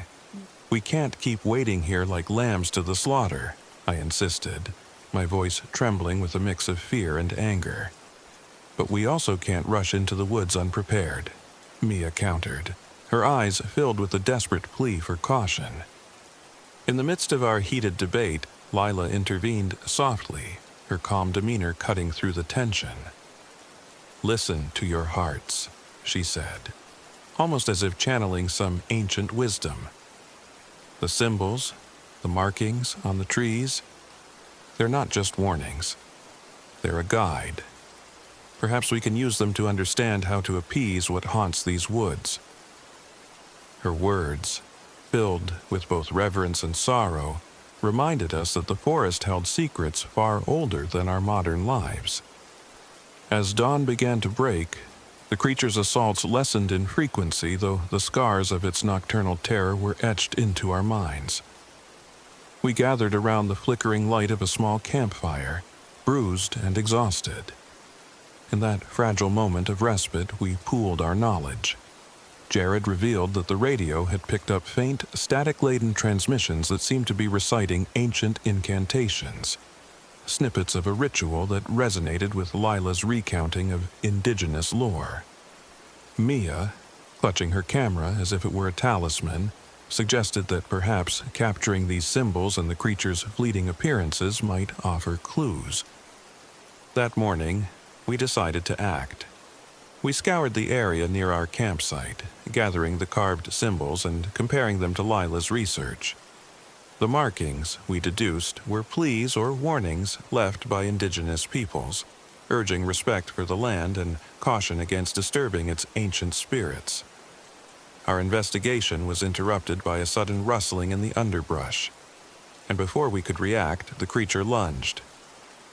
In the ensuing struggle, panic reigned supreme. I remember the sickening sound of tearing fabric and a cry that shattered the morning calm. Jared was struck by a savage blow, and in the confusion it became painfully clear. One of us would not make it out alive. In that moment of utter terror, I felt a surge of determination. We realized that simply barricading ourselves was not enough. We had to confront this force on its own terms. Lila's suggestion of a ritual, once a theoretical hope, became our only viable strategy. With trembling hands and tear-streaked faces, we gathered the items we had. Remnants of the carved symbols, a few salvaged pages from an old folklore book Mia had, and even some personal tokens that we hoped would be acceptable offerings to appease the spirit. The makeshift ritual was performed on a small clearing, illuminated by the weak morning light. Lila led the incantation, her voice a haunting melody that blended sorrow, hope, and reverence. As she spoke, the forest around us seemed to hold its breath. The air thickened, and for a few agonizing moments, time felt as if it had stilled. I could feel the presence of the creature, a relentless, malevolent force, watching us, its anger palpable in the rustle of the leaves and the tremor of the earth. Then, as if the ancient energies had been invoked, the creature's onslaught abruptly ceased. The woods grew eerily silent, the oppressive atmosphere lifting just enough for us to sense that our offering had reached the spirit. However, the danger was not entirely dissipated. The creature had not vanished for good. It was momentarily driven back, its glowing eyes disappearing into the gloom. But its promise of return lingered like a curse. In the aftermath of that morning's events, we tended to our wounded and grieved for Jared, whose loss cut us deeply. The balance between our modern rationality and the ancient supernatural that haunted these woods had been violently recalibrated. We knew that the wendigo, or whatever name we might give to this malevolent force, was not just a legend, but a living embodiment of nature's wrath against human arrogance and neglect. As we prepared to leave the Moose River Loop later that day, a heavy silence settled over us. The once familiar promise of healing that the wilderness offered had transformed into a solemn reminder of the deep, unyielding power of the natural world. Mia's eyes were distant as she packed her camera, no longer looking for beauty in the fading light, but for signs of the truth that had nearly cost us everything. Lila, her face etched with grief and resolve, cradled a small talisman made from the remnants of the carved symbols, a silent vow to honor the ancient ways. I drove the RV out of that accursed clearing, every bump on the road a painful reminder of the night we had faced the unimaginable. The forest, with its whispered secrets and hidden horrors, faded into the distance, but its presence stayed with me. A reminder that some forces in the world are not meant to be understood or controlled. Back in the safety of civilization, I still find myself haunted by the memory of that night. Every time I hear a faint rustle or see a shadow at the corner of my eye, I am reminded of the wendigo's hunger and the peril of underestimating nature's wrath.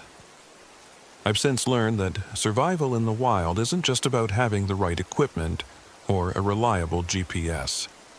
It's about respecting the ancient, unspoken rules of the land and understanding that the past is never truly gone. My friends and I have since drifted apart, our shared trauma a silent bond that we rarely speak of. But whenever I return to the Adirondacks, I carry with me a cautious respect for the wilderness, a respect born from the knowledge that, beneath the layers of modern convenience, there lie forces older and far more potent than any of us can imagine. Even now, as I write these words, the memory of that final morning in the Moose River Loop is as vivid as the chill in the autumn air. The lesson I learned was stark and brutal. Isolation in the wild can reveal not only the beauty of nature, but also its ferocious, untamable spirit. And sometimes, in the silence of the deep woods, ancient ghosts and vengeful spirits are ready to remind us of the price of our trespass. I hope that by sharing this account, others might approach the wilderness with the humility and reverence it demands. For in those remote, forgotten corners of the world, the line between myth and reality is perilously thin, and the whispers of the woods are not easily silenced. This is my story, a story of survival, loss, and the eternal clash between modern man and the ancient spirits of the wild. And as long as I live, I will carry the memory of that night with me, a constant reminder that some legends are born of truth, and that nature in all its glory can be as unforgiving as it is beautiful.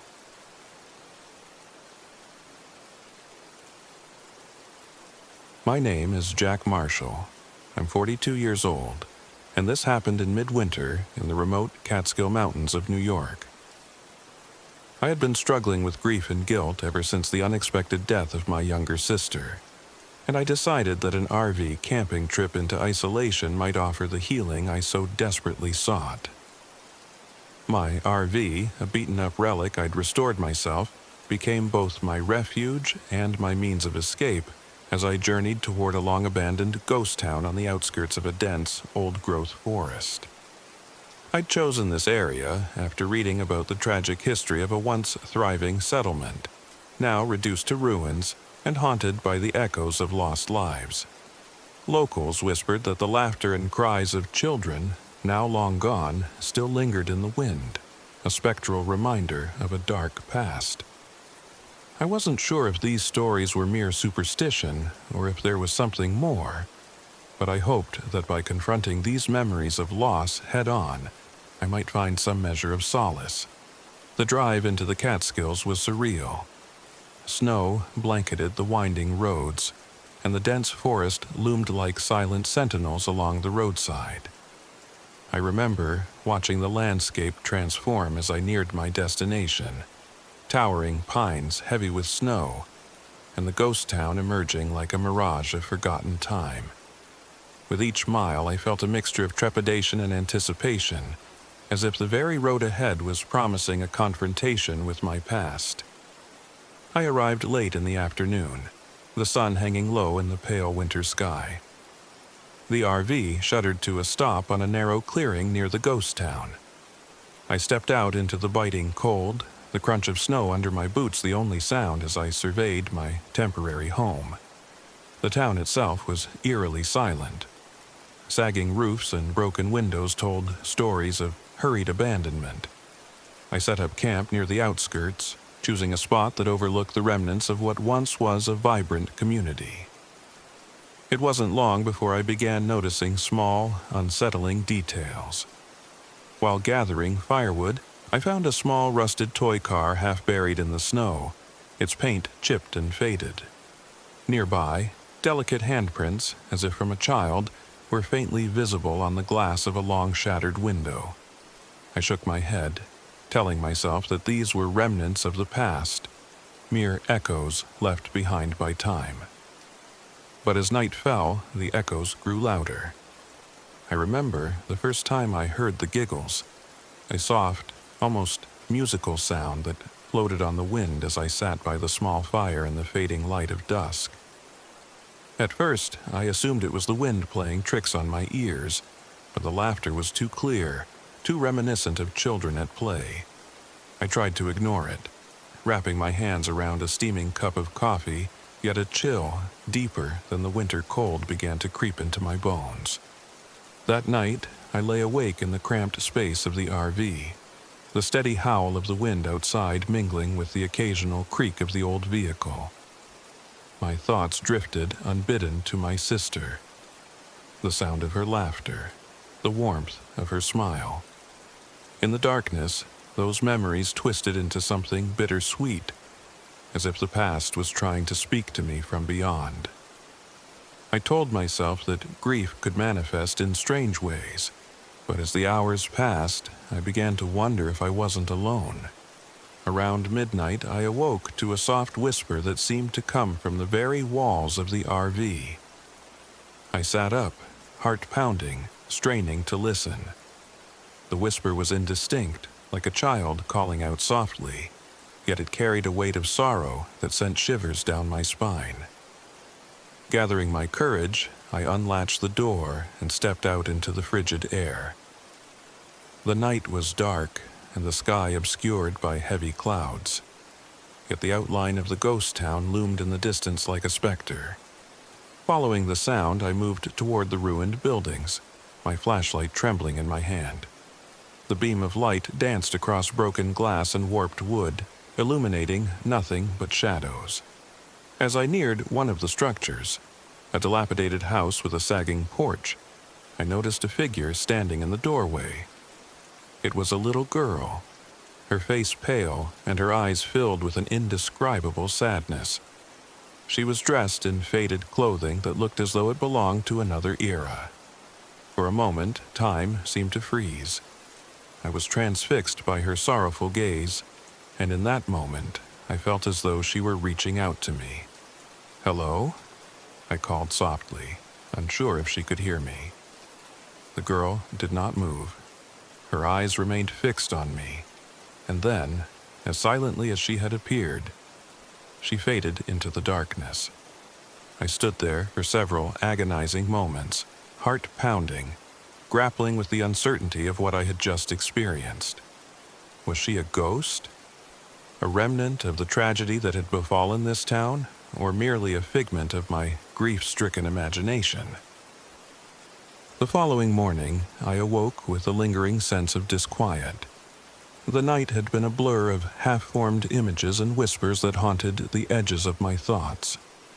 Determined to understand what was happening, I set out to explore the ghost town in daylight. The sun was weak, its light diffused by a persistent, overcast sky, casting a pallid glow over the ruins. I wandered through the abandoned streets, my eyes drawn to every detail. In one building, I discovered a tattered diary tucked away in a creaking desk. The pages were brittle with age, filled with the desperate, heartfelt words of a parent mourning the loss of their child. As I read, I was struck by the uncanny similarities between the diary's tragic narrative and the pain I had endured with my sister's death. Each word seemed to echo my own inner torment, as if the writer's grief had transcended time and space to speak directly to me.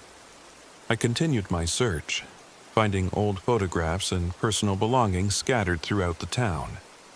There were faded portraits of smiling children, toys left behind in a rush, and scraps of letters that hinted at a community suddenly torn apart. The deeper I delved into the ruins, the more I began to sense that these ghostly remnants were not simply memories of the past, but active presences, echoes that were trying to communicate. Later that afternoon, I returned to my RV, my mind buzzing with questions and sorrow. I couldn't shake the image of the little girl from the previous night. Determined to find answers, I sat down and combed through the diary once more, hoping to discern any clues that might explain the apparitions.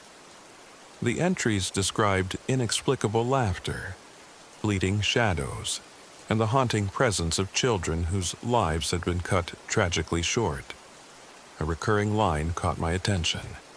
Their voices, though soft, carry the weight of our sorrow and the promise of forgotten dreams.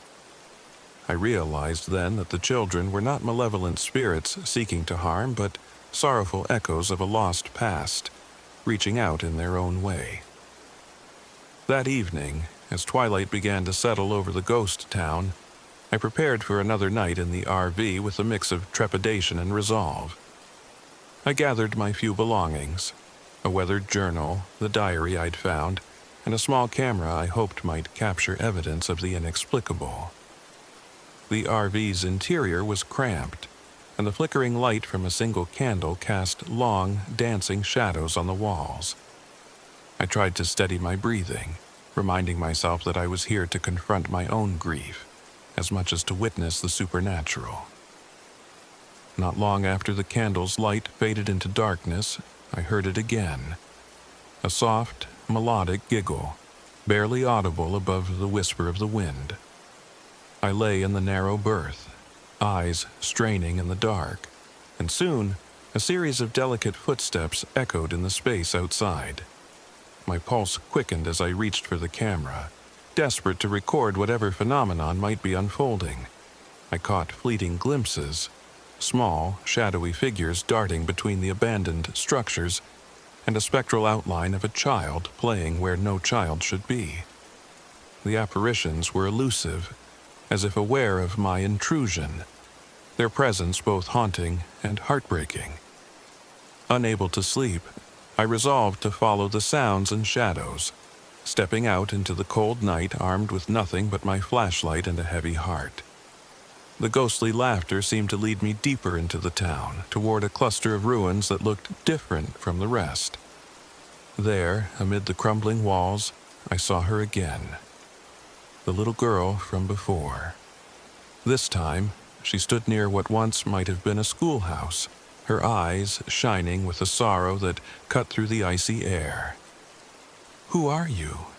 I whispered, my voice trembling. The girl tilted her head, her gaze piercing and profound, and then she slowly extended a hand as if inviting me to follow her. Despite the rational part of my mind screaming that I should turn back, I felt compelled to follow. Step by hesitant step, I trailed behind her as she led me along a narrow path littered with fallen debris and memories. The path wound its way to a small hidden clearing. In the center stood an old stone well, half covered by snow and ivy.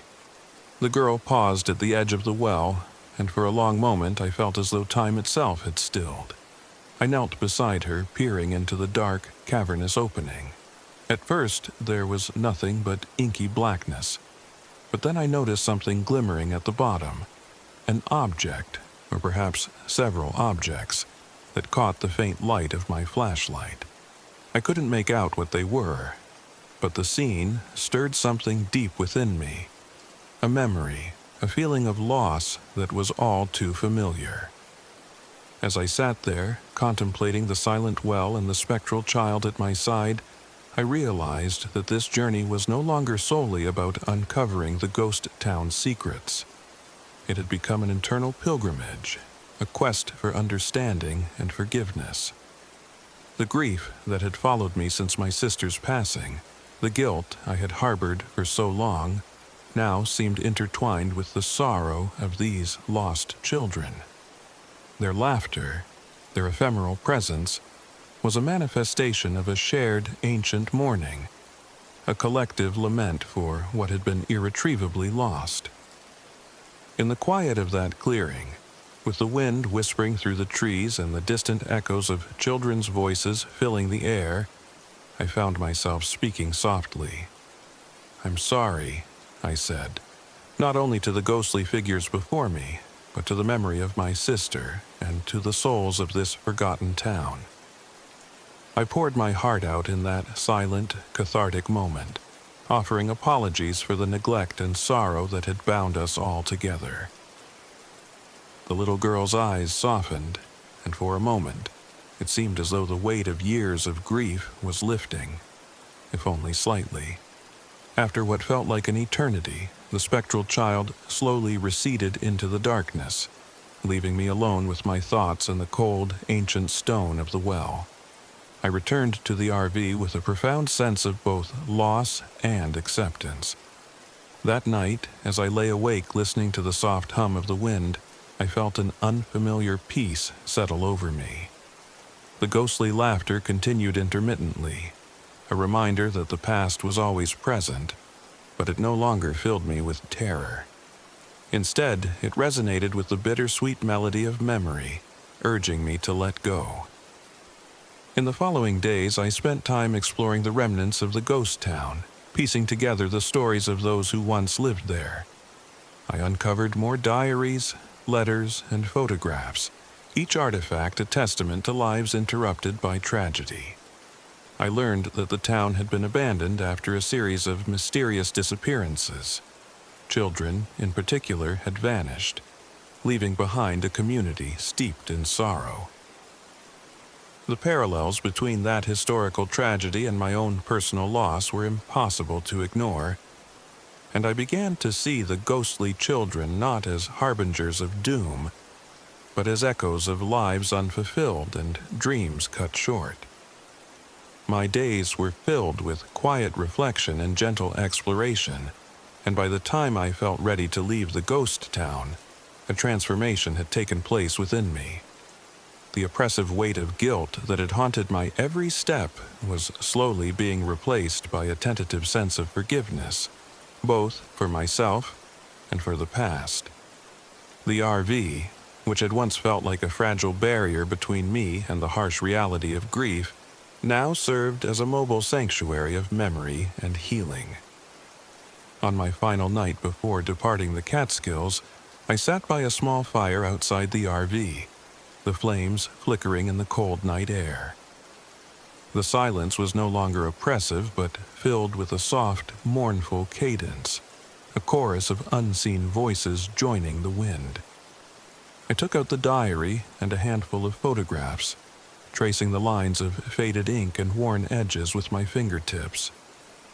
I felt connected to those long-lost souls, their sorrows now interwoven with my own, their silent stories urging me to live fully despite the pain.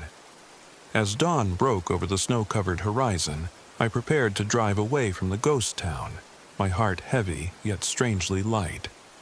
The ghostly laughter, now a gentle echo rather than a piercing cry, seemed to bid me farewell. A reminder that even in the midst of sorrow, there is hope and the promise of new beginnings.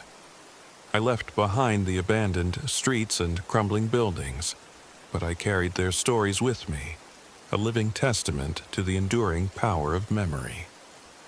Looking back, I now understand that the journey into that frozen ghost town was not merely an encounter with the supernatural. It was a pilgrimage into the depths of my own soul. The spectral children, with their sorrowful eyes and fleeting presence, were not to be feared, but embraced as messengers from a past that demanded remembrance and healing. In that remote, lonely corner of the Catskills, I learned that confronting the ghosts of yesterday, both literal and metaphorical, can be the first step toward finding redemption and inner peace. I continue to travel in my RV, each journey a quest for understanding and closure.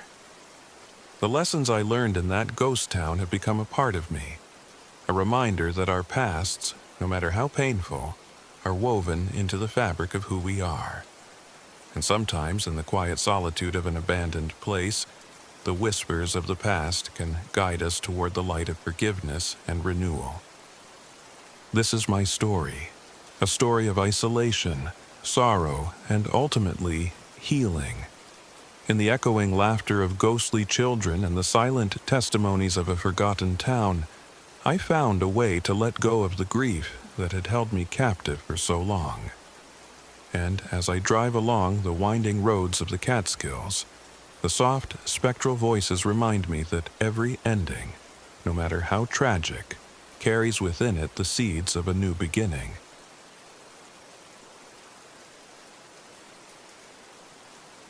My name is Jack Harper.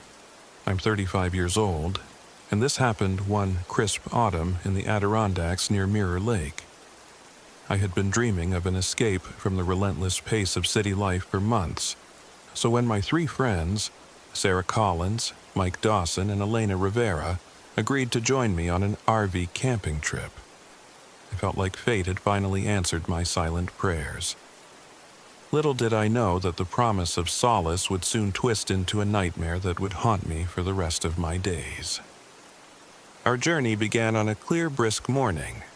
We loaded our battered, older model RV with supplies, old maps, too few spare parts, and a sense of boundless optimism. The vehicle itself was a constant reminder of our fragile grasp on modernity. The fuel gauge was unreliable. The brakes sometimes gave ominous squeals, and the generator sputtered as if it were warning us of impending doom. But our spirits were high. We were free, and the wilderness beckoned with the allure of forgotten mysteries. Sarah, always the intuitive one, was the first to express an uneasy feeling as we drove deeper into the remote trails of northern Appalachian New York. "Jack," she had said softly that morning as we cruised past endless stretches of towering pines, "there's something about these woods, something old and restless." I laughed it off, attributing her words to a bit of pre-camping jitters. Mike, our resident joker, threw in a quip about the RV's quirky personality, and Elena just grinned, her eyes glinting with a daredevil spirit. We arrived near Mirror Lake late in the afternoon. The lake itself was a placid mirror reflecting a sky streaked with pinks and golds, bordered by a forest that seemed to whisper secrets. We set up camp quickly, our laughter echoing in the fading light as we exchanged stories by a crackling campfire. Yet, as night fell and shadows lengthened across the landscape, a palpable stillness settled over the campsite. It was during that first night that we first encountered the subtle signs that something wasn't right. I awoke to a soft, mournful moan carried on the wind, a sound that seemed to echo from the very heart of the forest. At first, I told myself it was just the wind playing tricks, but then Rusty, the dog I'd brought along, began growling into the darkness.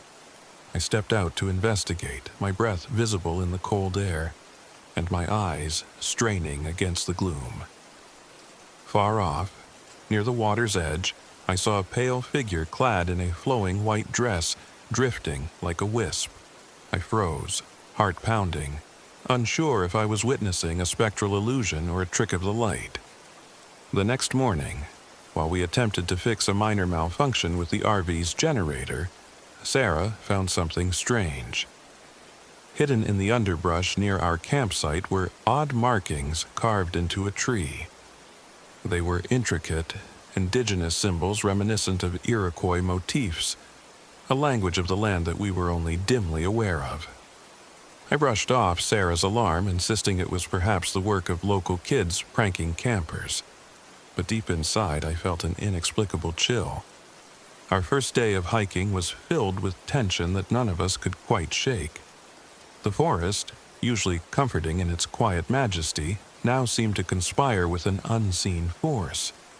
Every snap of a twig and rustle of leaves made us jump. We pressed onward towards a series of trails that Sarah had read about in an old guidebook, eager to explore the wilderness further despite our growing unease. A few hours into our trek, we encountered something that shattered our fragile sense of security. As we rounded a bend on a narrow, overgrown path, I caught a glimpse of a figure that looked disturbingly like one of us. It was as if the forest had conjured an evil doppelganger, a twisted mirror image with eyes that gleamed with an otherworldly malice. Sarah was the first to notice it, her voice trembling as she whispered, "Jack, did you see that? It looked just like me." Mike laughed nervously, trying to mask his terror with humor, but even he couldn't hide the quaver in his voice. Elena's eyes narrowed, her survival instincts kicking in as she scanned the tree line for any further anomalies. That encounter marked a turning point. The group's initial disbelief and laughter dissolved into palpable dread. We began to argue about what steps to take next. Sarah insisted we leave immediately, believing that we had disturbed something ancient and malevolent. Mike argued that we should press on, confident that it was merely a case of our imaginations running wild. Elena, ever the pragmatist, tried to mediate, suggesting we double back and regroup, but her tone was laced with urgency that betrayed her own fear. I found myself torn between a desire to protect my friends and the creeping realization that we were in far deeper than we had anticipated. Back at the RV, the atmosphere was thick with tension. We attempted to repair the generator, but the process was slow and fraught with setbacks.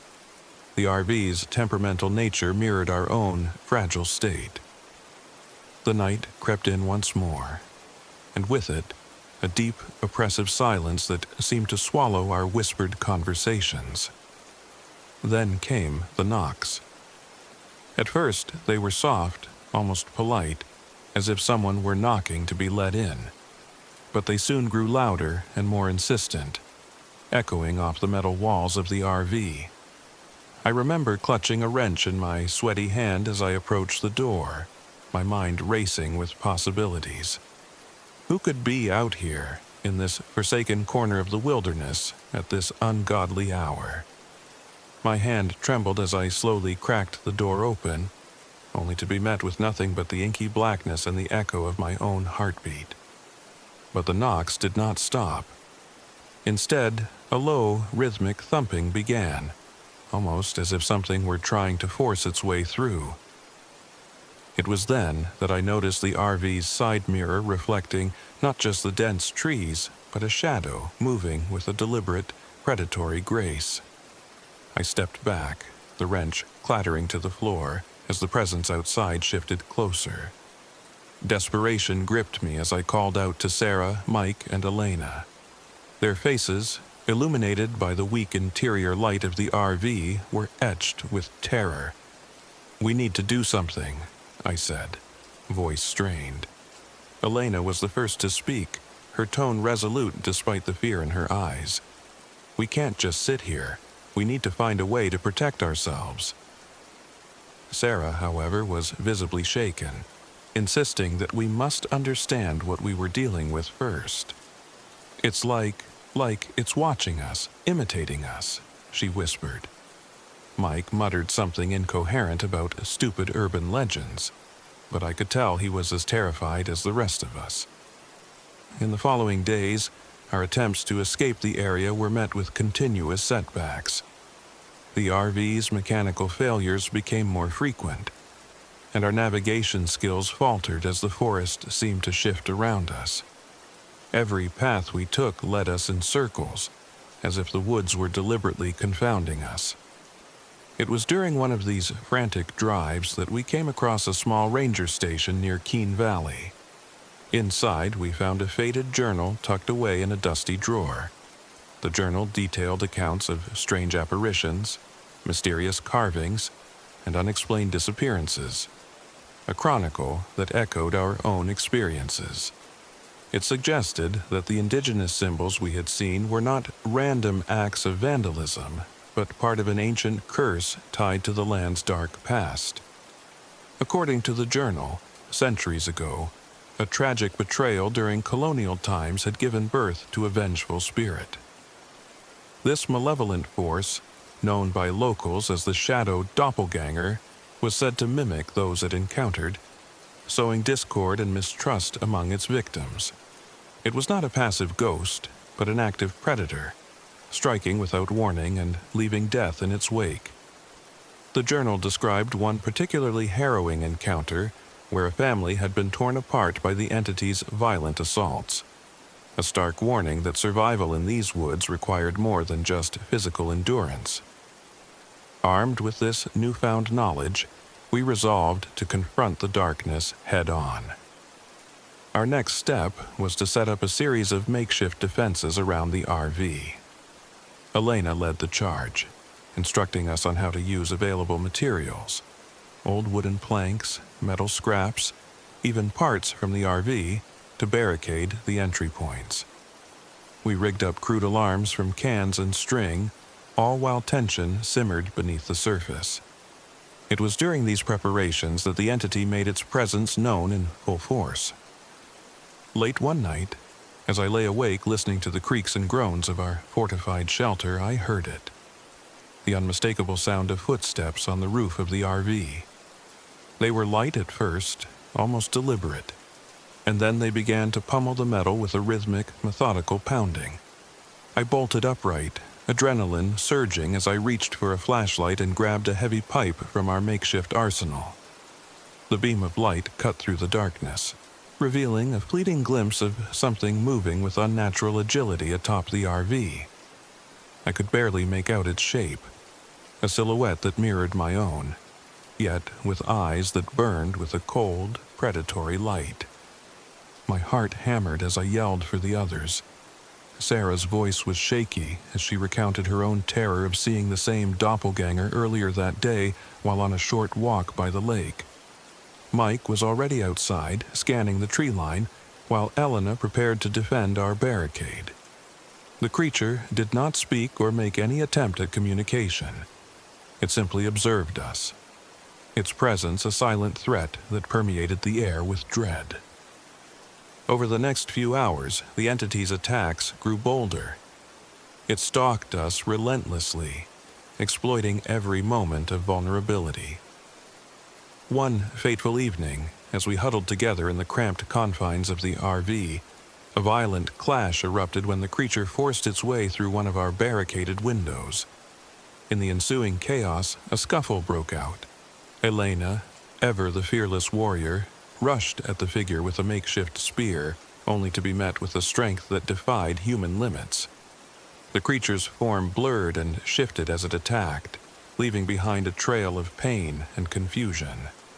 In that brutal encounter, Mike was gravely injured, a wound so severe that it eventually claimed his life despite our desperate attempts at first aid.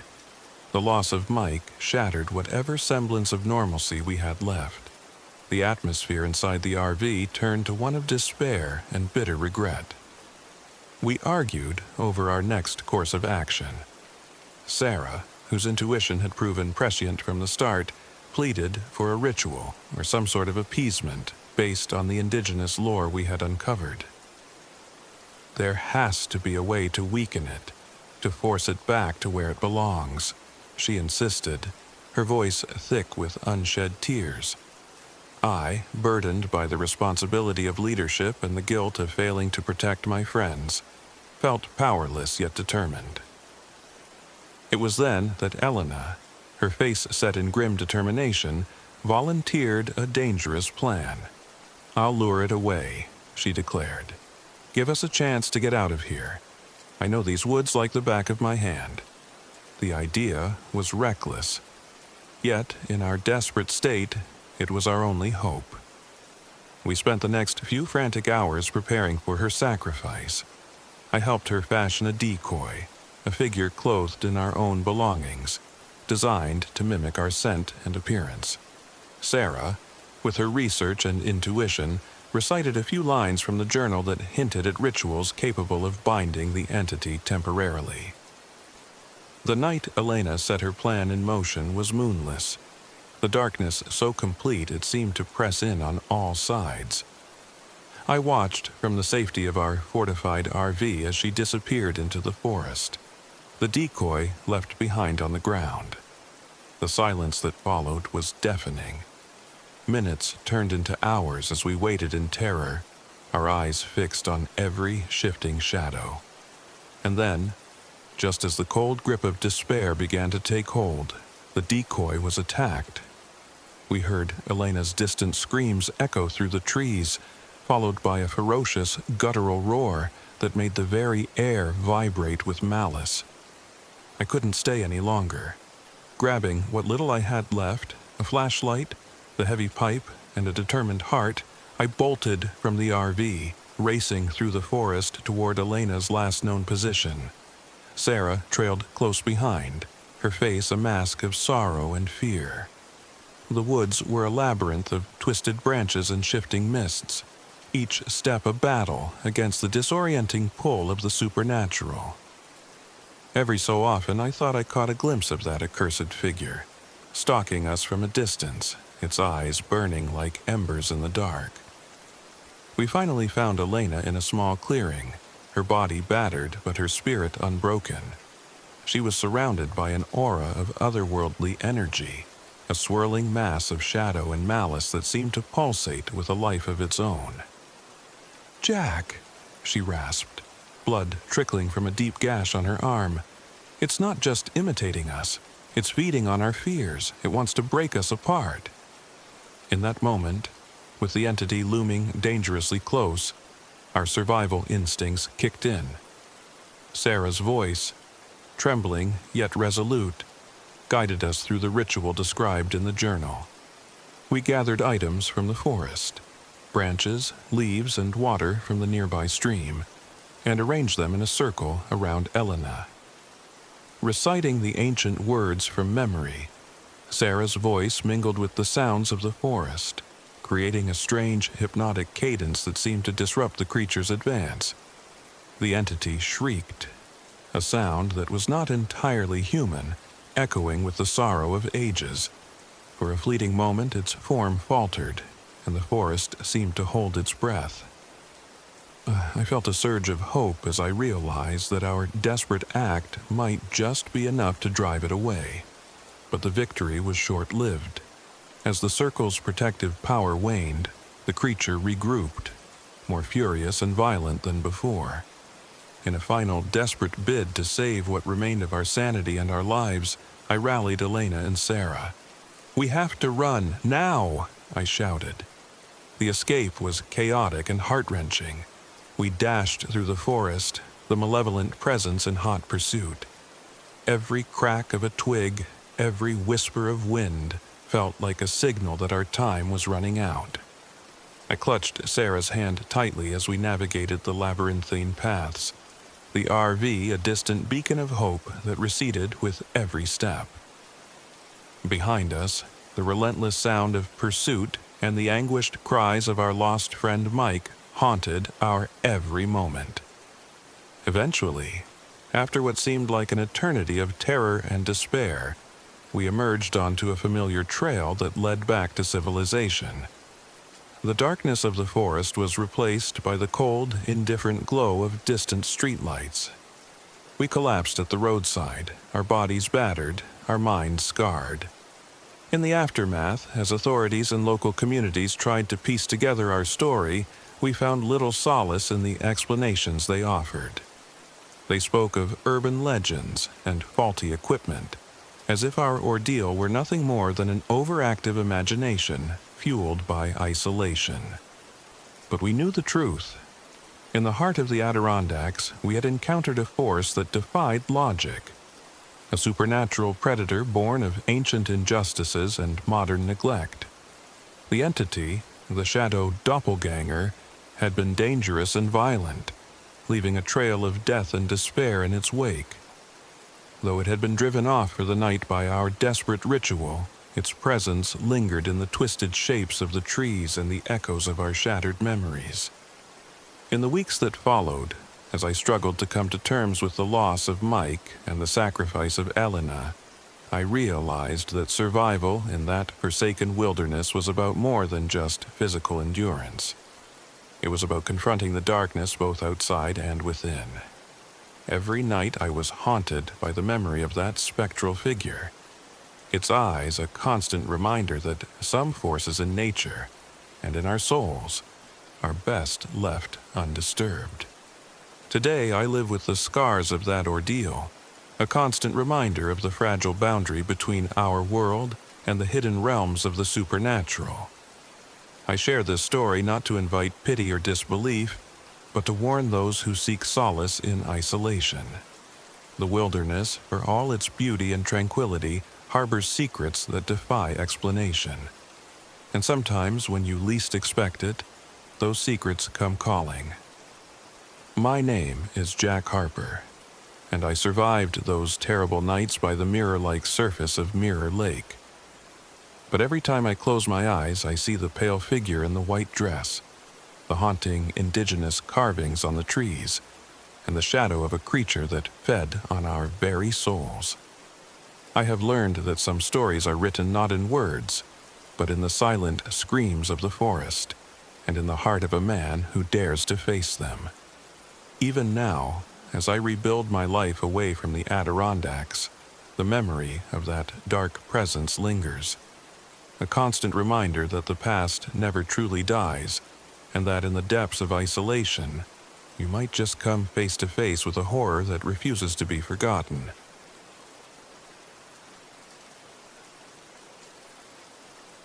My name is Nathan Turner. I'm 42 years old, and this happened one cold autumn in the remote woodlands near Saranac Lake, New York. I had recently left behind a shattered life. A painful divorce and the loss of my mother had left me desperate for solitude, for a place to hide from memories and from the constant gnawing of guilt. My battered old RV, my only companion and refuge, became both my escape and my prison as I ventured deep into a forgotten forest clearing near an abandoned logging site in what locals called a ghost town. I arrived in the late afternoon, the golden light casting long, eerie shadows across the pines. I parked the RV in a clearing that seemed untouched by time, a silent witness to decades of sorrow and neglect. The area was steeped in local lore. I had heard whispers of lost souls and tragic events, but I dismissed them as mere stories until that first unsettling night. The RV itself was as aged and weary as I felt. Its generator coughed to life with sputtering delays, and the lights inside flickered like weak pulses.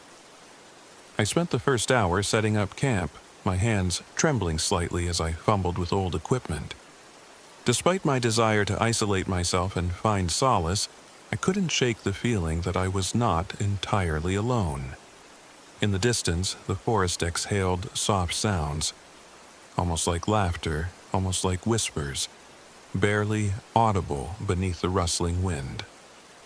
That night, as darkness fully enveloped the clearing, I lay in my narrow bunk trying to still the turmoil in my mind. But sleep did not come easily. I kept hearing faint giggles and whispered voices that seemed to call my name, drifting on the chill breeze. "Nathan, Nathan," they murmured. At first, I convinced myself it was the wind playing tricks on my grief-addled mind, yet the sound was too distinct, too human to be nothing more than an illusion. I drifted in and out of uneasy sleep, my dreams filled with blurry images of my mother's kind eyes and my ex's cold silence. At some point in the early hours, I awoke with a start. The RV's lights were dimming and then suddenly flaring erratically, a malfunction that left me disoriented in the blackness. I stumbled outside, heart pounding, and saw that the generator had cut out entirely. The silence that followed was suffocating, punctuated only by my own ragged breathing and the persistent, inexplicable murmurs echoing from the forest. On my first morning in isolation, I decided to explore the area. I trudged through the dew-soaked underbrush, following an old trail that led towards the abandoned logging site. As I walked, I couldn't shake the eerie feeling of being watched. The forest was quiet, yet there was an underlying tension that prickled at the back of my neck. Then I noticed something that made me stop dead in my tracks. On the trunk of an old pine, someone, or something, had carved strange symbols. The markings were intricate, reminiscent of Native American motifs, possibly Iroquois, though I was no expert in such lore. Their presence felt deliberate, a message left for someone to decipher, and I couldn't help but feel that they were tied to the tragic history of this place. Later that day, while gathering some firewood near the edge of the clearing, I found an old, weathered photograph wedged between the rocks. The image was faded by time, but it clearly depicted a young girl with sorrowful eyes, surrounded by a family whose expressions were etched with quiet despair. I felt an inexplicable pang in my chest, as if the photograph mirrored a loss I had never fully grieved. Who were they? What had happened to them? I clutched the photo, my mind swirling with questions and memories of my own family, now lost to time and regret. Over the next few nights, the strange phenomena escalated. The voices I had first dismissed as tricks of the wind grew louder and more insistent. Sometimes, I would catch fleeting glimpses of figures, children with pallid, almost luminescent skin, dancing at the edge of my vision. They were silent at first, mere shadows flitting between the trees, but soon their appearances became unmistakable. One night, as I sat alone in the RV, I saw a pale-faced young girl standing by the window. Her eyes were large and sorrowful, and for a brief moment she stared directly at me. I couldn't tell if she was real or just a trick of the dim light and my anxious mind. Yet, deep down, I knew that something ancient and unresolved had been disturbed. As the nights wore on, I began to experience vivid, unsettling dreams. In these nocturnal visions, the spectral children would appear, their innocent faces twisting into expressions of anguish and accusation. I dreamed that they whispered secrets about a long-forgotten tragedy, a betrayal, a loss, a curse born from the mistakes of the past. In the dream, the little girl's eyes turned accusing, as if she were blaming me for something I couldn't quite remember. When I awoke, drenched in sweat and clutching the photograph to my chest, I realized that the supernatural occurrences were inextricably tied to my own buried grief and guilt. The isolation began to wear on me, and I found myself questioning whether the apparitions were a product of my tormented mind or manifestations of something beyond my understanding. I took solace in researching local folklore, poring over books in the small town nearby, and speaking with elderly residents who recalled the tragic events that had once plagued these woods. They told me of a logging camp where a terrible fire had claimed the lives of a group of workers and their families. According to legend, the souls of those who perished, especially that of a little girl, were never able to rest, their cries echoing through the trees as a perpetual lament. One stormy night, the supernatural presence reached a fever pitch. The RV was rocked by the howling wind and lashing rain, and I found myself huddled in a corner, paralyzed by fear. The usual murmurs and giggles had transformed into desperate cries and anguished wails that vibrated the very walls of the RV. Shadows danced in the periphery, and I could feel eyes upon me, judgmental, sorrowful, and vengeful. The little girl's ghostly form appeared again, this time unmistakably real and terrifying in its intensity. Her face was a mask of grief, and her eyes burned with an ethereal light that both beckoned and warned. I knew then that I could no longer escape the specters that haunted these woods. I had to confront them. In my solitude, the forest had become a mirror for my own inner darkness. I was forced to reckon with the guilt that had accumulated over years of missed chances and unspoken apologies.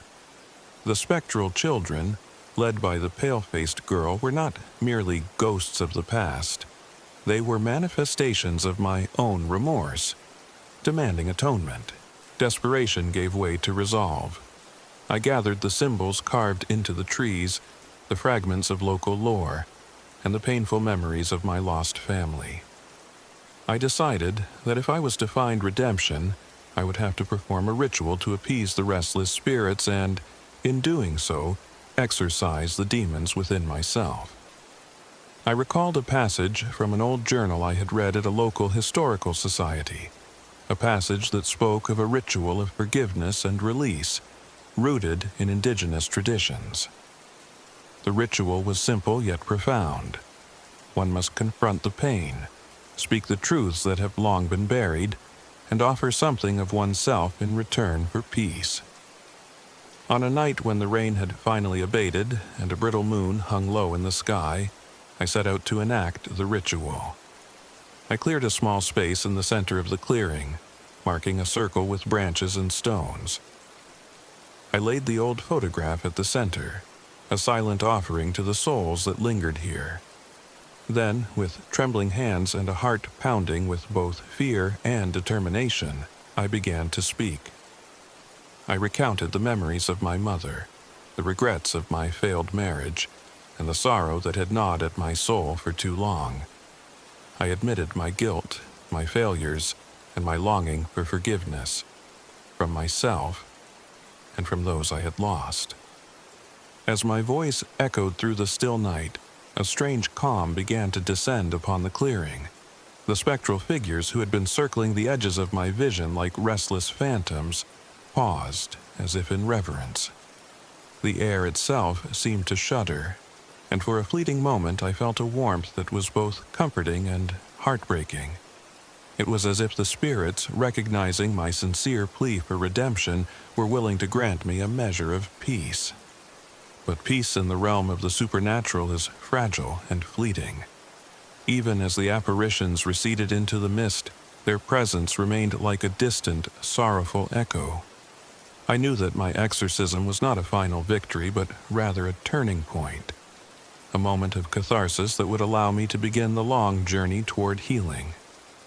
In the aftermath of that night, the ghostly encounters became less frequent.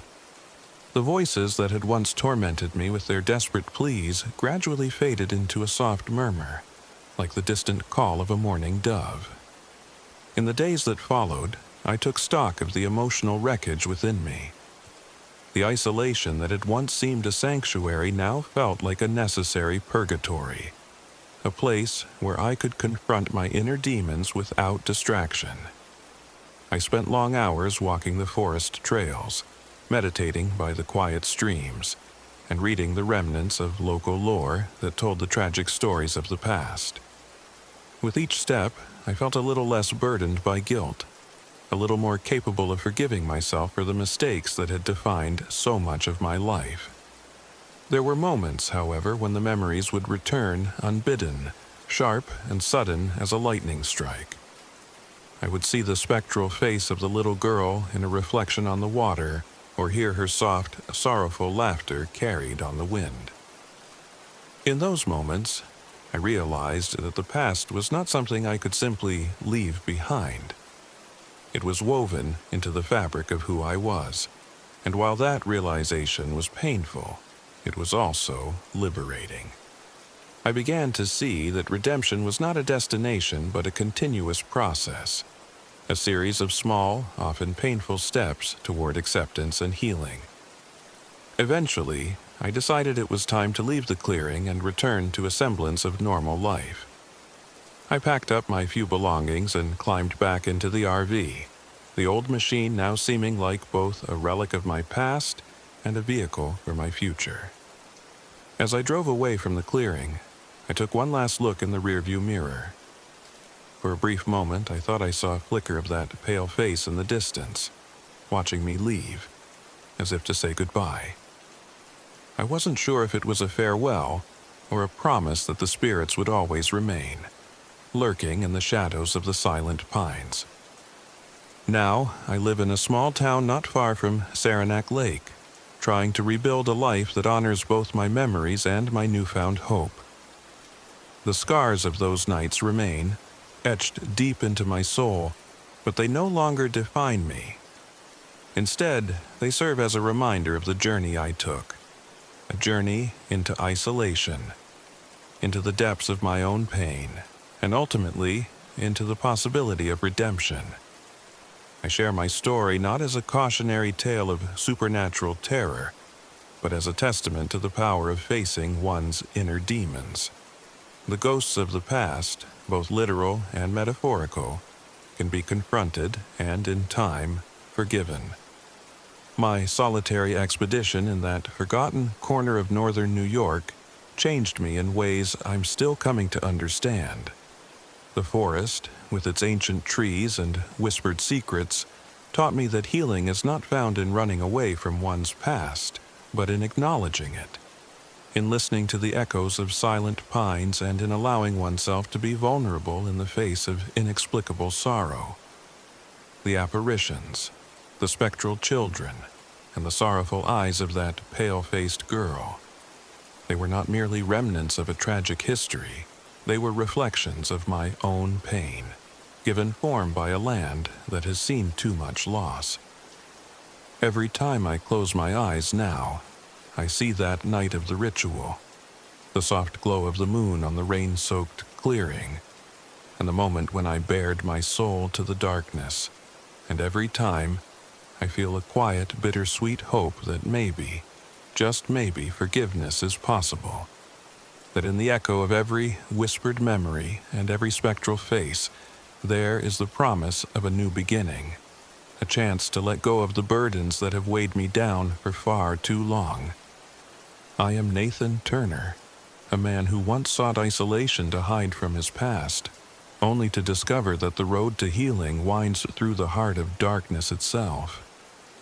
And though the specters of those silent pines will forever be a part of me, I now walk forward with a cautious hope, a newfound strength, and the quiet understanding that even the deepest wounds can one day mend.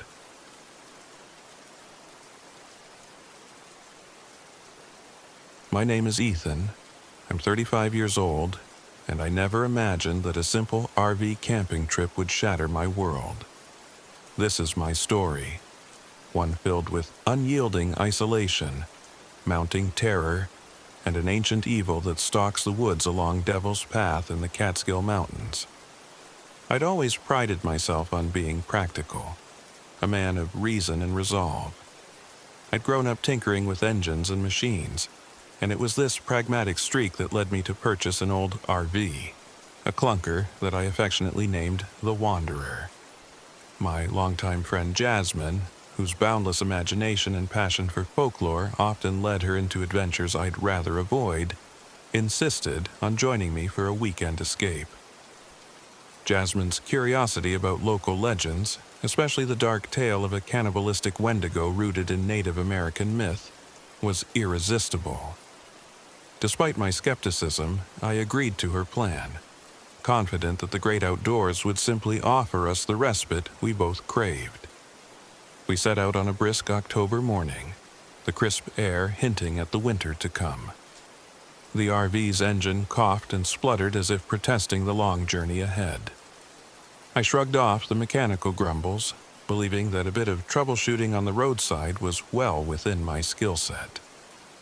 Jasmine, perched in the front seat with her ever-present camera bag, gazed out at the winding road leading us deeper into the Catskills.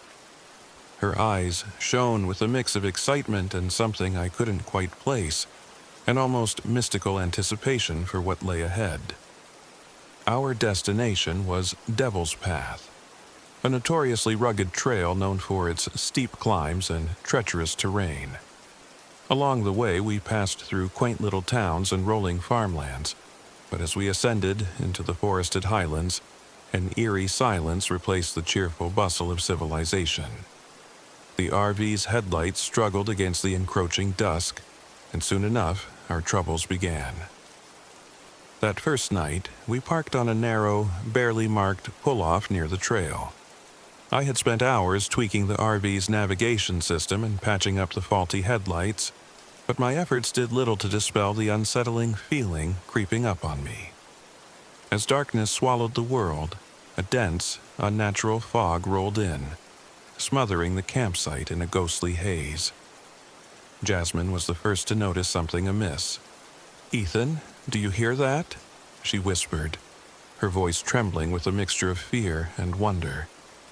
I paused, straining my ears. In the silence of the forest, I could just make out faint whispers carried on the wind, as if the trees themselves were murmuring secrets.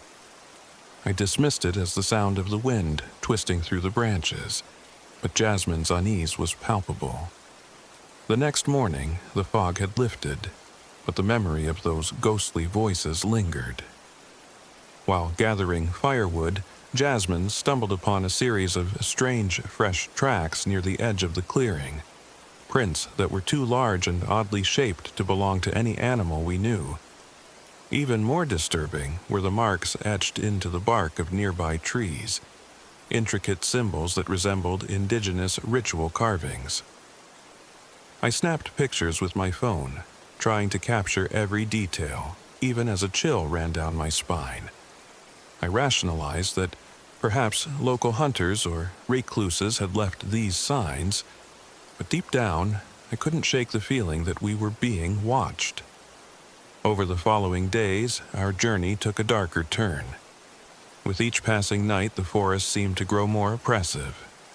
Our RV, already a source of minor headaches with its failing equipment, became our only shield against the encroaching unknown. But as I spent more time under its unreliable lights, I began to notice something in the periphery of the beams. A gaunt, shadowy figure lurking just beyond the reach of our light. I dismissed it as a trick of the failing headlights, but Jasmine wasn't so sure. "There," she would say, pointing into the darkness, her eyes wide with both terror and fascination. "I saw it again last night, moving between the trees. It looked unnatural." Her words echoed in my mind as we set up camp each night. Our discussions grew heated, her insistence that the legends were coming true clashing with my stubborn adherence to logic. I insisted it was our imagination, a byproduct of stress and the failing equipment that left us exposed in a hostile wilderness. Yet, as the nights grew longer and the whispers returned, even my rational mind began to entertain doubts. A turning point came on the third night. After a day of relentless repairs and mounting tension, Jasmine and I decided to explore a nearby small town, hoping to find a hardware store, or at least some answers.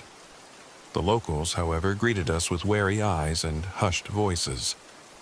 In a dimly lit diner, an elderly man leaned in and murmured, "You folks shouldn't be out there, not when the wendigo's on the prowl." He spoke of the creature in tones of both fear and reverence, describing it as a being cursed by ancient transgressions, an omen of greed, isolation, and unspeakable hunger. His story painted a picture of a monster that was far from myth, a violent, relentless predator that stalked the lonely trails, leaving devastation in its wake.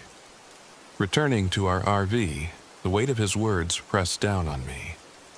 That night, as a storm gathered in the distance and the wind howled like tormented souls, the forest came alive with menace. Lightning briefly illuminated the treetops, and in one flash I saw it clearly. A gaunt, emaciated figure standing at the edge of the RV's light, its eyes glowing with an unnatural hunger. My heart pounded in my chest as I fumbled for my tools, trying to fortify the RV as best I could. Jasmine's scream tore through the cacophony of the storm. The creature, now unmistakably real and terrifying, had grown bolder. It circled our campsite like a predator assessing its prey. I could see its limbs contorting unnaturally, its movements a disjointed ballet of malevolence. With every step it took, the ground seemed to tremble, and the symbols we had seen earlier pulsed with an eerie light. In that moment, I realized that my skepticism was a luxury I could no longer afford. The legends were not mere stories, they were a warning, and we were in the heart of their domain. Jasmine, her eyes brimming with tears yet alight with determination, clutched my arm. "We have to do something, Ethan. We can't just sit here and wait for it to come closer." Desperation drove me to combine my mechanical expertise with every scrap of folklore Jasmine had gathered. I rummaged through the RV for anything that could be repurposed as a weapon or barrier. A crowbar, duct tape, even spare car parts. Jasmine retrieved her notes and the old journal we'd managed to borrow from the local library, filled with accounts of past encounters and rituals intended to ward off evil. We spent the next few hours feverishly crafting makeshift traps around our RV, setting up a perimeter of sharpened stakes and reflective surfaces, hoping that the creature's aversion to light might buy us time. The storm raged on, each crash of thunder echoing like the roar of some primordial beast. I huddled inside the RV with Jasmine, every creak and rustle of the wood outside sending waves of terror through me. It wasn't long before the creature struck again. This time, its approach was more direct and violent. The RV's side door shattered under a forceful impact, and a cold, malicious snarl reverberated through the cabin. I swung the crowbar, trying desperately to fend it off, while Jasmine screamed and scrambled for something, anything, to defend herself. The ensuing struggle was a blur of chaos. I managed to land a few blows, but the creature's strength was otherworldly, and its movements too erratic to predict. In the melee, I felt a searing pain in my side, a deep, ragged wound that burned with the intensity of the storm outside. Jasmine's cries pierced the night as she frantically attempted to push the creature back. Somehow, through a combination of luck and our hastily devised defenses, the beast was driven off, retreating into the depths of the forest as quickly as it had come. In the dreadful silence that followed, I slumped to the floor of the RV, clutching my wound. Jasmine knelt beside me, her face pale but resolute. "We need help," she whispered, voice trembling. But deep in our hearts we knew that any rescue might be too late, that the forest itself was an accomplice to the horror we'd unleashed. In the hazy aftermath of the attack, with the storm subsiding to a mournful drizzle, we made a pact. We would not allow ourselves to become victims of this ancient curse. Jasmine insisted that we revisit the old journal and any additional lore we could find, desperate to learn how others had faced such an evil. I, despite my pain and skepticism, resolved to fight for our survival, using every resource at my disposal. Over the next day, we ventured out cautiously, our RV now serving as both a sanctuary and a prison. We returned to the small town and sought out the elderly man once more, who shared further tales of the wendigo, a creature born of isolation and sin, doomed to wander the lonely wilderness, its hunger insatiable. He described ancient rituals and protective charms, but his words were laced with resignation. "There is no true victory against such a force," he said, "only a temporary reprieve from its relentless terror." Armed with his insights, Jasmine and I began a painstaking process of ritual and repair. By day, I tended to my wound and worked on fixing the RV's failing equipment, patching the headlights and reconfiguring the navigation system to better track our location. Jasmine, meanwhile, scoured every piece of literature and local legend we could find, trying to piece together a plan that might save us from the creature's next assault. Night fell again, and with it returned the oppressive atmosphere that had haunted our previous nights. The forest around Devil's Path was alive with whispers, the rustling leaves and creaking branches forming a symphony of dread. As I lay in the RV, my heart thudding in time with the distant drumming of rain on the roof, I could hardly tell where the boundary between reality and nightmare lay. At approximately 2 a.m., I was jolted awake by the sound of heavy footsteps pounding just beyond our makeshift defenses. Jasmine, half asleep, clutched the journal as if it were a talisman. I could feel the presence of the creature before I even saw it. The air grew frigid, and the shadows outside deepened into something tangible and malevolent. This time, we were ready. We'd positioned ourselves near the reinforced door, armed with the crowbar and a small flickering flashlight that we'd managed to salvage from the RV's repairs. The door burst open, and the creature lunged in with a ferocity that defied description. Its eyes, now illuminated by the feeble beam of our light, burned with a savage hunger. I swung the crowbar with all my might, and Jasmine recited snippets of the protective incantations we'd pieced together from the journal. The struggle was visceral, an almost primal clash between human ingenuity and an ancient, wrathful force. In that moment, every rational thought dissolved into pure survival instinct. I dodged a vicious swipe that barely missed my face and managed to drive the crowbar deep into what I hoped was a vital spot. The creature shrieked, a sound that seemed to tear at the fabric of the night. Jasmine's voice joined mine in a desperate plea for mercy, for reprieve, for anything that might hold back the tide of terror. But the wendigo was relentless. With a final, savage surge, it managed to knock me aside. I tumbled to the floor, pain and disorientation overwhelming me. As I struggled to rise, I saw Jasmine fall back, her face contorted in anguish as she clutched her arm, a deep gash marring her skin. The creature paused for a moment, as if savoring our suffering, its eyes never leaving us.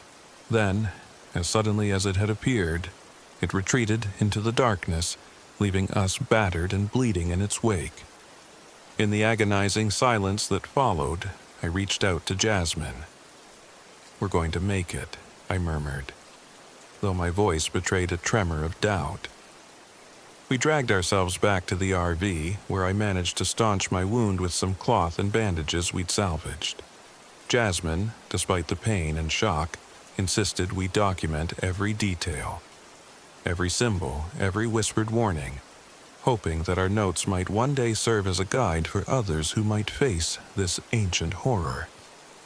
The rest of that night passed in a haze of pain, adrenaline, and a deep-seated terror that would haunt our dreams for years to come. When dawn finally broke, it revealed a forest that seemed to mourn our ordeal, a place where every rustle of leaves and distant cry of a bird felt like a lament for lost souls. We knew that leaving Devil's Path wouldn't erase the trauma we'd endured, nor the curse that had been awakened by our presence.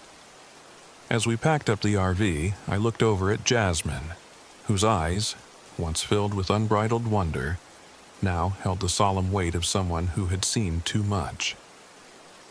"I don't know if we can ever go back to our old lives," she whispered. "We've seen the darkness, and it's left its mark." I nodded, the reality of our situation settling over me like the mist that had first signaled our doom. The wendigo, a creature of myth and malevolence, was not merely a ghost story. It was an ever-present threat, a reminder of the consequences of venturing too deep into the wilderness of our own fears. In the weeks that followed, I dedicated myself to repairing the RV and tending to our injuries, but the scars ran deeper than skin. The experience had shattered my rigid rationality, leaving me to confront the unsettling possibility that some legends are born of truths too terrible to fully comprehend. Jasmine continued her research, her camera now a constant companion as she documented not only the natural beauty of the Catskills, but also the subtle, lingering traces of the wendigo's presence, the strange markings on trees, the eerie silence that occasionally fell over the forest, and the inexplicable feeling of being watched even in broad daylight. Though we eventually left Devil's Path behind, the memory of that stormy night and the savage encounter with the creature would haunt our dreams forever. The ancient evil we'd awakened in the depths of the Catskills had not been vanquished. It remained, lurking in the shadows, waiting for its next opportunity to strike. Now, whenever I drive past a dense forest or hear the whisper of the wind through old trees, I remember that night. I remember the relentless pounding of the creature's footsteps, the cold, dead eyes that stared into my soul, and the realization that in the wilderness some nightmares are as real as the world we live in. My name is Ethan.